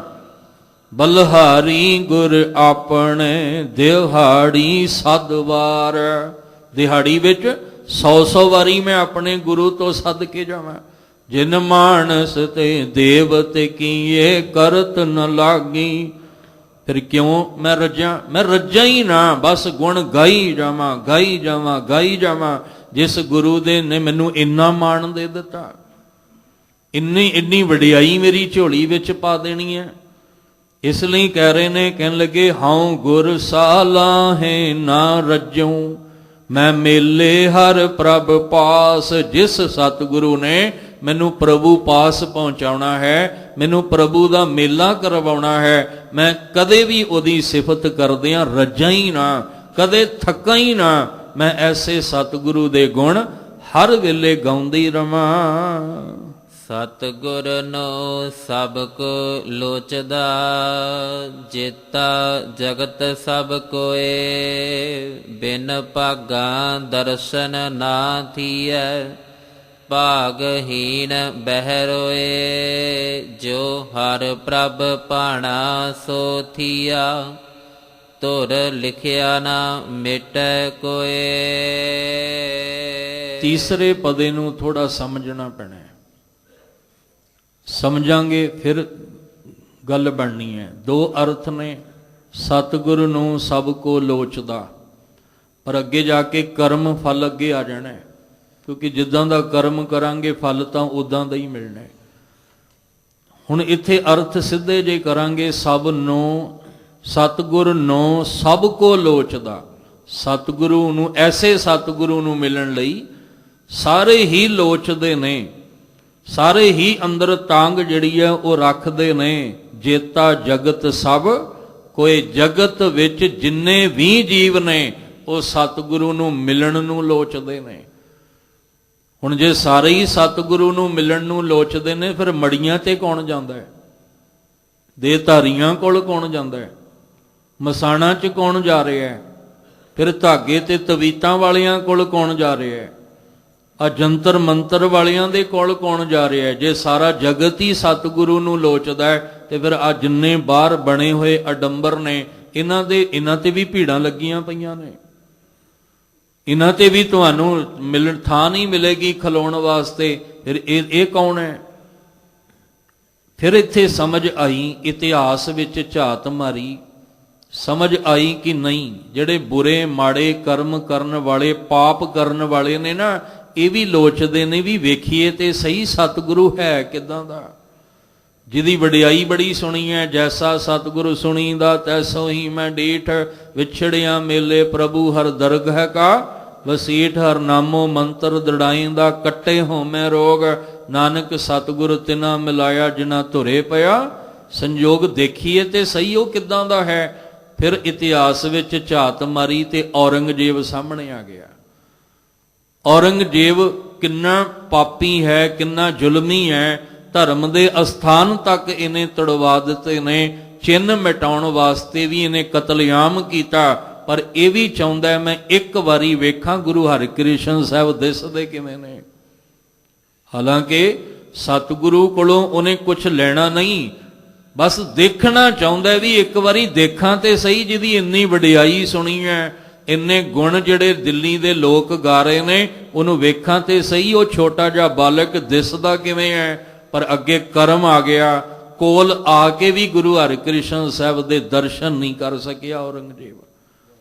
ਕਰਮ ਅੱਗੇ ਆ ਜਾਣਾ, ਇਸ ਲਈ ਆਖਿਆ ਸੀ ਕਰਮੀ ਆਪੋ ਆਪਣੀ ਹੈ। ਧਿਆਨ ਰੱਖਿਓ, ਜਿੱਦਾਂ ਦਾ ਬੀਜੋਗੇ ਉਦਾਂ ਦਾ ਹੀ ਫਲ ਮਿਲਣਾ ਹੈ। ਹੁਣ ਜਿਹੜੇ ਗੁਰੂ ਦੁਆਰੇ ਕਈ ਆਉਂਦੇ ਨੇ, ਕਿਸੇ ਦਾ ਪਰਸ ਚੁੱਕਣ, ਕਿਸੇ ਦਾ ਮੋਬਾਈਲ ਚੁੱਕਣ, ਆ ਕਈ ਟੂਟੀਆਂ ਖੋਲ ਕੇ ਲੈ ਜਾਂਦੇ ਆ। ਉਹ ਕੀ ਗੁਰੂ ਸਾਹਿਬ ਦਾ ਦਰਸ਼ਨ ਕਰਦੇ ਆ? ਉਹ ਆ ਕੇ ਵੀ ਗੁਰੂ ਸਾਹਿਬ ਦਾ ਦਰਸ਼ਨ ਨਹੀਂ ਕਰ ਪਾਉਂਦੇ, ਕਿਉਂਕਿ ਉਹਨਾਂ ਦਾ ਕਰਮ ਅੱਗੇ ਆ ਗਿਆ। ਉਹਨਾਂ ਨੂੰ ਗੁਰੂ ਗ੍ਰੰਥ ਸਾਹਿਬ ਜੀ ਨਹੀਂ ਦਿਸਦੇ, ਸੰਗਤ ਨਹੀਂ ਦਿਸਦੀ, ਉਹਨਾਂ ਨੂੰ ਸੇਵਾ ਕਰਨ ਵਾਲੇ ਨਹੀਂ ਦਿਸਦੇ। ਉਹਨਾਂ ਨੂੰ ਦਿਸਦਾ ਵੀ ਫਲਾਣੇ ਦਾ ਪਰਸ ਕਿਵੇਂ ਚੁੱਕਣਾ ਹੈ, ਫਲਾਣੇ ਦਾ ਮੋਬਾਈਲ ਕਿਵੇਂ ਚੁੱਕਣਾ ਹੈ। ਜਾਂ ਆ ਕੇ ਦੁਨੀਆ ਦੇ ਰੰਗਾਂ ਵਿੱਚ ਰੰਗੇ ਹੋਏ, ਇੱਥੇ ਦੁਨੀਆ ਦੇ ਰੰਗ ਵਿੱਚ ਕਿਵੇਂ ਰੰਗਣਾ ਹੈ, ਉਹਨਾਂ ਨੂੰ ਸਤਿਗੁਰੂ ਨਹੀਂ ਦਿਸਦਾ, ਕਿਉਂਕਿ ਕਰਮ ਅੱਗੇ ਆ ਗਿਆ। ਸਮਾਂ ਸੀਮਤ ਹੈ, ਫਿਰ ਸਮਝ ਲਈਏ ਆਪਾਂ। ਦੂਸਰੇ ਅਰਥ ਇਹ ਸਮਝ ਵਿੱਚ ਆਉਂਦੇ ਨੇ ਕਿ ਐਸੇ ਸਤਿਗੁਰੂ ਨੂੰ ਮਿਲਣ ਲਈ ਹਰ ਇੱਕ ਦਾ ਮਨ ਲੋਚਣਾ ਚਾਹੀਦਾ ਹੈ। ਐਸੇ ਸਤਿਗੁਰੂ ਨੂੰ ਮਿਲਣ ਲਈ ਹਰ ਇੱਕ ਦਾ ਮਨ ਅੰਦਰ ਤੜਪਣਾ ਚਾਹੀਦਾ ਹੈ ਕਿ ਐਸੇ ਜਿਹੜਾ ਨਿਮਾਣਿਆਂ ਨੂੰ ਮਾਣ ਦੇਣ ਵਾਲਾ ਹੈ, ਜਿਹੜਾ ਨਿਮਾਣਿਆਂ ਨੂੰ ਮਾਣ ਦੇਣ ਵਾਲਾ। ਕਹਿੰਦੇ ਜਿੰਨਾ ਵੀ ਜਗਤ ਦੇ ਜਿੰਨੇ ਵੀ ਜੀਵ ਨੇ, ਸਾਰਿਆਂ ਨੂੰ ਐਸੇ ਸਤਿਗੁਰੂ ਨੂੰ ਮਿਲਣਾ ਚਾਹੀਦਾ ਹੈ। ਅਸਲ ਜਿਹੜੀ ਗੱਲ ਗੁਰੂ ਸਾਹਿਬ ਕਹਿ ਰਹੇ ਆ। ਪਰ ਨਾਲ ਫਿਰ ਕੀ ਕਹਿ ਦਿੱਤਾ? ਕਹਿੰਦੇ ਸਾਰਿਆਂ ਨੂੰ ਵੀ ਗੁਰੂ ਦਾ ਦਰਸ਼ਨ ਨਸੀਬ ਨਹੀਂ ਹੁੰਦਾ। ਕਿਉਂ ਨਹੀਂ ਹੁੰਦਾ? ਬਿਨ ਭਾਗਾਂ ਦਰਸ਼ਨ ਨਾ ਥੀਐ। ਉਹਦੇ ਲਈ ਭਾਗ ਵੀ ਤਾਂ ਚਾਹੀਦੇ ਆ, ਉਹਦੇ ਲਈ ਸੋਚ ਵੀ ਤਾਂ ਚੰਗੀ ਚਾਹੀਦੀ ਹੈ, ਅੰਦਰ ਭਾਵਨਾ ਵੀ ਤੇ ਚੰਗੀ ਚਾਹੀਦੀ ਹੈ। ਇਸ ਲਈ ਕਹਿ ਰਹੇ ਆ, ਕਹਿੰਦੇ ਵੱਡ ਭਾਗੀ ਹਰ ਸੰਗਤ ਪਾਵੈ, ਭਾਗਹੀਨ ਭ੍ਰਮ ਚੋਟਾਂ ਖਾਵੈ। ਕਹਿੰਦੇ ਬਿਨ ਭਾਗਾਂ ਦਰਸ਼ਨ ਨਾ ਥੀਐ, ਭਾਗਹੀਨ ਬਹਿ ਰੋਏ। ਔਰੰਗਜ਼ੇਬ ਰੋਂਦਾ ਤੇ ਜ਼ਰੂਰ ਹੋਣਾ ਵੀ ਮੈਂ ਗੁਰੂ ਹਰਿਕ੍ਰਿਸ਼ਨ ਸਾਹਿਬ ਦਿੱਲੀ ਆਏ, ਉਹ ਰਾਜਾ ਜੈ ਸਿੰਘ ਦੇ ਬੰਗਲੇ ਵਿੱਚ ਰਹੇ ਤੇ ਮੈਂ ਨਹੀਂ ਦਰਸ਼ਨ ਕਰ ਸਕਿਆ। ਦਿੱਲੀ ਦੇ ਹਰ ਪ੍ਰਾਣੀ ਨੇ ਗੁਰੂ ਹਰਿਕ੍ਰਿਸ਼ਨ ਸਾਹਿਬ ਦਾ ਦੀਦਾਰ ਕੀਤਾ, ਪਰ ਮੈਂ ਕਿੰਨਾ ਅਭਾਗਾ ਕਿ ਗੁਰੂ ਹਰਿਕ੍ਰਿਸ਼ਨ ਸਾਹਿਬ ਦੀ ਝਲਕ ਨਹੀਂ ਵੇਖ ਸਕਿਆ। ਫਿਰ ਇਹਨੇ ਕੋਸ਼ਿਸ਼ ਕੀਤੀ ਵੀ ਹੁਣ ਤਾਂ ਸਰੀਰ ਛੱਡ ਗਏ, ਹੁਣ ਤੇ ਸਰੀਰਕ ਚੋਲਾ ਛੱਡ ਗਏ, ਹੁਣ ਕਿਹੜਾ ਕੋਈ ਰੋਕੇਗਾ। ਸਰੀਰਕ ਚੋਲਾ ਛੱਡਣ ਤੋਂ ਬਾਅਦ ਵੀ ਔਰੰਗਜ਼ੇਬ ਗੁਰੂ ਹਰਿਕ੍ਰਿਸ਼ਨ ਸਾਹਿਬ ਨੂੰ ਵੇਖਣ ਆਉਂਦਾ ਹੈ, ਪਰ ਅੱਖਾਂ ਅੱਗੇ ਹਨੇਰਾ ਆ ਗਿਆ, ਗੁਰੂ ਸਾਹਿਬ ਦਾ ਦੀਦਾਰ ਫਿਰ ਵੀ ਨਹੀਂ ਕਰ ਸਕਿਆ। ਕਿਉਂਕਿ ਗੁਰੂ ਹਰਿਰਾਏ ਸਾਹਿਬ ਨੇ ਕਿਹਾ ਸੀ, ਨੈ ਮਲੇਸ਼ ਕੋ ਦਰਸ਼ਨ ਦੇਐ।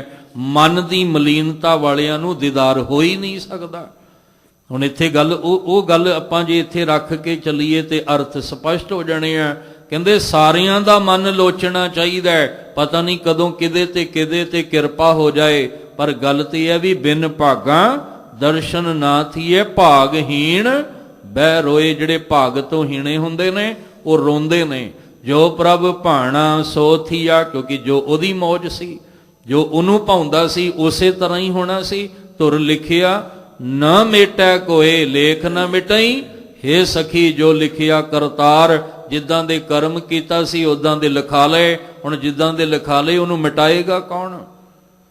ਜੋ ਲਿਖਿਆ ਜੋ ਲਿਖਾਇਆ ਸੀ ਅਸੀਂ ਤਾਂ ਹੀ ਆਖਿਆ ਸੀ, ਜੇ ਤੂੰ ਅਕਲ ਲਤੀਫ ਕਾਲੇ ਲਿਖ ਨਾ ਲੇਖ, ਆਪ ਨੜੇ ਗਿਰੀਵਾਨ ਮੈਂ ਸਿਰ ਨੀਵਾ ਕਰ ਦੇਖ। ਵੀ ਮੈਨੂੰ ਹਜੇ ਗੁਰਦੁਆਰੇ ਜਾਣਾ ਨਸੀਬ ਕਿਉਂ ਨਹੀਂ ਹੋ ਰਿਹਾ? ਅੰਮ੍ਰਿਤ ਵੇਲਾ ਉੱਠਣਾ ਨਸੀਬ ਕਿਉਂ ਨਹੀਂ ਹੋ ਰਿਹਾ? ਕੰਡੇ ਦੀ ਪੌਲ ਲੈਣੀ ਨਸੀਬ ਕਿਉਂ ਨਹੀਂ ਹੋ ਰਹੀ? ਮੈਨੂੰ ਸੇਵਾ ਸਿਮਰਨ ਵਿੱਚ ਜੁੜਨਾ ਨਸੀਬ ਕਿਉਂ ਨਹੀਂ ਹੋ ਰਿਹਾ? ਕਿਉਂਕਿ ਮੈਂ ਲੇਖ ਹੀ ਇਦਾਂ ਦਾ ਲਿਖਾ ਬੈਠਾ। ਹੁਣ ਤਰਲੇ ਲਾਓ, ਬੇਨਤੀਆਂ ਕਰੋ ਵੀ ਕਿਤੇ ਸਾਡੇ ਤੇ ਕਿਰਪਾ ਹੋ ਜਾਏ। ਲੇਖੈ ਕਤੇ ਨਾ ਛੁਟੀਐ ਖਿਨ ਖਿਨ, ਭੂਲਣ ਹਾਰ ਬਖਸ਼ਣ ਹਾਰ, ਬਖਸ਼ ਲੈ ਨਾਨਕ ਪਾਰ ਉਤਾਰ ਬਖਸ਼ਣ ਹਾਰ। ਜੀ ਤੁਸੀਂ ਕੁਛ ਵੀ ਕਰ ਸਕਦੇ ਹੋ। ਇਸ ਲਈ ਮਹਾਰਾਜ ਕਹਿੰਦੇ ਭਾਗਹੀਨ ਰੋਂਦੇ ਨੇ। ਜੋ ਮਾਲਕ ਜੀ ਨੂੰ ਚੰਗਾ ਲੱਗਦਾ ਹੈ, ਜੋ ਉਹਦੇ ਕਰਮ ਦੇ ਆਧਾਰ ਤੇ ਲਿਖਿਆ, ਉਹਨੂੰ ਮਿਟਾ ਕੋਈ ਨਹੀਂ ਸਕਦਾ। ਆਪੇ ਸਤਿਗੁਰ ਆਪ ਹਰ, ਆਪੇ ਮੇਲ ਮਿਲਾਏ, ਆਪ ਦਇਆ ਕਰ ਮੇਲ ਸੀ, ਗੁਰ ਸਤਿਗੁਰ ਪੀਛੇ ਪਾਏ। ਸਭ ਜਗ ਜੀਵਨ ਜਗ ਆਪ ਹੈ, ਨਾਨਕ ਜਲ ਜਲਹਿ ਸਮਾਏ। ਐਸੇ ਸਤਿਗੁਰੂ ਦਾ ਹਰ ਇੱਕ ਦਾ ਮਨ ਕਿਉਂ ਮਿਲਣ ਨੂੰ ਲੋਚਣਾ ਚਾਹੀਦਾ ਹੈ? ਤੇ ਐਸੇ ਸਤਿਗੁਰੂ ਦੇ ਹੋਏ ਨਿਮਾਣੀ ਢਹਿ ਪਵਾਂ ਕਿਉਂ ਅਸੀਂ ਇਹ ਅਵਸਥਾ ਬਣਾਉਣੀ ਹੈ? ਕਿਉਂਕਿ ਆਪੇ ਸਤਿਗੁਰ ਆਪ ਹਰ, ਗੁਰ ਪਰਮੇਸ਼ਰ ਇੱਕੋ ਜਾਣ। ਕਹਿੰਦੇ ਆਪ ਹੀ ਸਤਿਗੁਰੂ ਹੈ, ਆਪ ਹੀ ਉਹ ਹਰੀ ਪਰਮੇਸ਼ਵਰ ਹੈ। ਮੇਲ ਆਪੇ ਮੇਲ ਮਿਲਾਏ, ਉਹਨੇ ਆਪ ਹੀ ਆਪਣੇ ਨਾਲ ਮੇਲ ਮਿਲਾਉਣਾ ਤੇ ਮੇਲ ਮਿਲਾਉਣ ਲਈ ਸਤਿਗੁਰੂ ਦਾ ਰੂਪ ਬਣਾਇਆ। ਗੁਰੂ ਨਾਨਕ ਸਾਹਿਬ ਦਾ ਪੁਰਬ ਮਨਾਉਣ ਜਾ ਰਹੇ ਹਾਂ ਤੇ ਇਤਿਹਾਸ ਗਵਾਹ ਹੈ ਕਿ ਨਿਰੰਕਾਰ ਨੇ, ਕਿਉਂਕਿ ਉਹਦਾ ਕੋਈ ਰੂਪ ਰੰਗ ਨਹੀਂ ਹੈ, ਉਹਨੂੰ ਕਿਵੇਂ ਮਹਿਸੂਸ ਕਰਾਂਗੇ? ਫਿਰ ਸਤਿਗੁਰ ਨਾਨਕ ਪ੍ਰਗਟਿਆ। ਫਿਰ ਉਹਨੇ ਨਾਨਕ ਜੀ ਦੇ ਰੂਪ ਵਿੱਚ ਪਰਮੇਸ਼ਵਰ ਨੇ ਪ੍ਰਗਟ ਹੋਣਾ ਕੀਤਾ। ਭਾਵ ਸਤਿਗੁਰੂ ਰਾਹੀਂ ਆਪਣਾ ਮੇਲ ਉਹ ਆਪ ਮਿਲਾਉਂਦਾ ਹੈ। ਆਪ ਦਇਆ ਕਰ ਮੇਲ ਸੀ, ਉਹ ਆਪ ਦਇਆ ਕਰਦਾ ਹੈ, ਆਪ ਤੁਰੁੱਠਦਾ ਹੈ, ਆਪ ਕਿਰਪਾ ਕਰਦਾ ਹੈ। ਗੁਰ ਸਤਿਗੁਰ ਪਿਛੈ ਪਾਏ, ਉਹ ਸਤਿਗੁਰੂ ਦੇ ਪਿੱਛੇ ਤੋਰ ਦਿੰਦਾ ਵੀ ਆਹ ਸਤਿਗੁਰੂ ਦੇ ਮਗਰ ਮਗਰ ਚੱਲ, ਸਤਿਗੁਰੂ ਦੇ ਭਾਣੇ ਵਿੱਚ ਚੱਲ, ਸਤਿਗੁਰੂ ਦੀ ਰਜ਼ਾ ਦੇ ਵਿੱਚ ਚੱਲ। ਸਭ ਜਗ ਜੀਵਨ ਜਗ ਆਪ ਹੈ, ਸਾਰਿਆਂ ਨੂੰ ਜਗਤ ਨੂੰ ਜੀਵਨ ਦੇਣ ਵਾਲਾ ਆਪ ਪਰਮੇਸ਼ਵਰ ਹੈ। ਉਹ ਸਤਿਗੁਰੂ ਦੇ ਪਿੱਛੇ ਜਿਨ੍ਹਾਂ ਨੂੰ ਤੋਰਦਾ ਹੈ, ਨਾਨਕ ਜਲ ਜਲ ਹੈ ਸਮਾਏ। ਜਿਵੇਂ ਜਲ ਪਾਣੀ ਪਾਣੀ ਵਿੱਚ ਸਮਾ ਜਾਂਦਾ ਹੈ, ਇਸੇ ਤਰ੍ਹਾਂ ਫਿਰ ਜਿਹੜੇ ਗੁਰੂ ਦੇ ਪਿੱਛੇ ਲੱਗ ਤੁਰਦੇ ਨੇ, ਗੁਰ ਕਿਰਪਾ ਜੈ ਨਰ ਕੋ ਕੀਨੀ, ਤੇ ਇਹ ਜੁਗਤ ਪਛਾਨੀ। ਨਾਨਕ ਲੀਨ ਭਇਓ ਗੋਬਿੰਦ ਸਿਉ ਜਿਉ ਪਾਨੀ, ਸੰਗ ਪਾਨੀ। ਇੱਥੇ ਕਹਿੰਦੇ ਜਲ ਜਲ ਹੈ ਸਮਾਏ, ਉਹ ਪਾਣੀ ਪਾਣੀ ਵਿੱਚ ਸਮਾ ਜਾਂਦਾ ਹੈ। ਫਿਰ ਉਹ ਜੀਵ ਇਸਤਰੀ ਆਤਮਾ ਵਿੱਚ ਸਮਾ ਜਾਂਦੀ ਹੈ। ਕੀ ਕਰੀਏ? ਹਜੇ ਤੇ ਅਸੀਂ ਮਨ ਤੇ ਖੜੇ ਹਾਂ, ਜੀਵ ਇਸਤਰੀ ਦੀ ਗੱਲ ਤੇ ਅੱਗੇ ਦੀ ਹੈ। ਹਜੇ ਤੇ ਮਨ ਨੂੰ ਕੋ ਵੀ ਮਨਾ, ਸਤਿਗੁਰ ਕੇ ਭਾਣੇ ਚੱਲ, ਸਤਿਗੁਰੂ ਦੇ ਭਾਣੇ ਵਿੱਚ ਚੱਲ। ਫਿਰ ਮਨ ਨੂੰ ਜਾਗ ਲੱਗੇਗਾ, ਇਹ ਜੀਵ ਇਸਤਰੀ ਤੱਕ ਪਹੁੰਚੇਗਾ। ਫਿਰ ਜੀਵ ਇਸਤਰੀ ਅੱਗੋਂ ਕਹੇਗੀ, ਹਉ ਪੰਥ ਦਸਾਈ ਨਿਤ ਖੜੀ, ਕੋਈ ਪ੍ਰਭ ਦਸੇ ਤਿੰਨ ਜਾਓ, ਜਿਨੀ ਮੇਰਾ ਪਿਆਰਾ ਰਾਵਿਆ ਤਿਨ ਪਿੱਛੇ ਲਾਗ ਫਿਰਾਉ। ਕਰ ਮਿੰਨਤ ਕਰ ਜੋਦੜੀ, ਮੈਂ ਪ੍ਰਭ ਮਿਲਣੇ ਕਾ ਚਾਓ। ਸਤਿਗੁਰੂ ਜੀ ਨੇ ਇੰਨੀ ਰਹਿਮਤ ਕੀਤੀ ਹੈ ਕਿ ਆਪਾਂ ਸਤਿਗੁਰੂ ਦੇ ਦਰ ਤੇ ਸੱਚੀ ਬਾਣੀ ਦਾ ਆਸਰਾ ਲੈ ਰਹੇ ਹਾਂ। ਸਾਡੀ ਵੀ ਇਹ ਅਵਸਥਾ ਬਣ ਜਾਏ ਪ੍ਰਭੂ ਨੂੰ ਮਿਲਣ ਦੀ, ਤੇ ਅਸੀਂ ਵੀ ਅਰਦਾਸ ਕਰੀਏ, ਵਿਸਰ ਨਾਹੀ ਦਾਤਾਰ, ਆਪਣਾ ਨਾਮ ਦੇਹੋ ਗੁਣ ਗਾਵਾਂ, ਦਿਨ ਰਾਤ ਨਾਨਕ ਚਾਓ। ਇਹੋ ਇਹ ਚਾਹ ਘਟਣਾ ਨਹੀਂ ਚਾਹੀਦਾ। ਦੁੱਖ ਆਵੇ ਸੁੱਖ ਆਵੇ, ਖੁਸ਼ੀ ਗਮ, ਜਿੱਦਾਂ ਦਾ ਮਰਜ਼ੀ ਟਾਈਮ ਆਵੇ, ਪਰ ਤੁਹਾਡੇ ਅੰਦਰ ਇਹ ਚਾਹਤ ਘਟਣੀ ਨਹੀਂ ਚਾਹੀਦੀ। ਫਿਰ ਇੱਕ ਦਿਨ ਐਸੀ ਬਖਸ਼ਿਸ਼ ਹੋਏਗੀ, ਲੋਕ ਸੁਖੀਏ ਪਰਲੋਕ ਸੁਹੇਲੇ, ਨਾਨਕ ਹਰ ਪ੍ਰਭ ਆਪੇ ਮਿਲੇ ਜੀਵਨ ਬਣ ਸਕੇਗਾ। ਗੁਰੂ ਪਾਤਸ਼ਾਹ ਜੀ ਕਿਰਪਾ ਕਰਨ, ਇਹ ਅਵਸਥਾ ਸਾਡੀ ਤੁਹਾਡੀ ਸਭਨਾਂ ਦੀ ਬਣ ਜਾਏ, ਤਾਂ ਕਿ ਅਸੀਂ ਆਪਣਾ ਜਨਮ ਸਵਾਰ ਸਕੀਏ। ਅੱਜ ਦੀ ਵਿਚਾਰ ਕਰਦੇ ਹਾਂ, ਬੇਅੰਤ ਬੇਅੰਤ ਭੁੱਲਾਂ ਹੋਈਆਂ, ਸਤਿਗੁਰੂ ਬਖਸ਼ ਕੇ ਅੱਗੇ ਤੋਂ ਮੇਰ ਦਾ ਹੱਥ ਰੱਖ ਕੇ ਆਪ ਵਿਚਾਰ ਕਰਵਾ ਲੈਣ। ਗੁਰੂ ਰਾਮਦਾਸ ਪਾਤਸ਼ਾਹ ਜੀ ਦੇ ਪਾਵਨ ਬਚਨ ਆਪਣੇ ਹਿਰਦੇ ਅੰਦਰ ਵਸਾ ਲਈਏ ਜੀ। ਆਪੇ ਸਤਿਗੁਰ ਆਪ ਹਰ, ਆਪੇ ਮੇਲ ਮਿਲਾਏ, ਆਪ ਦਇਆ ਕਰ ਮੇਲ ਸੀ, ਗੁਰ ਸਤਿਗੁਰ ਪਿਛੈ ਪਾਏ। ਸਭ ਜਗ ਜੀਵਨ ਜਗ ਆਪ ਹੈ, ਨਾਨਕ ਜਲ ਜਲਹਿ ਸਮਾਏ। ਵਾਹਿਗੁਰੂ ਜੀ ਕਾ ਖਾਲਸਾ ਵਾਹਿਗੁਰੂ ਜੀ ਕੀ ਫਤਿਹ।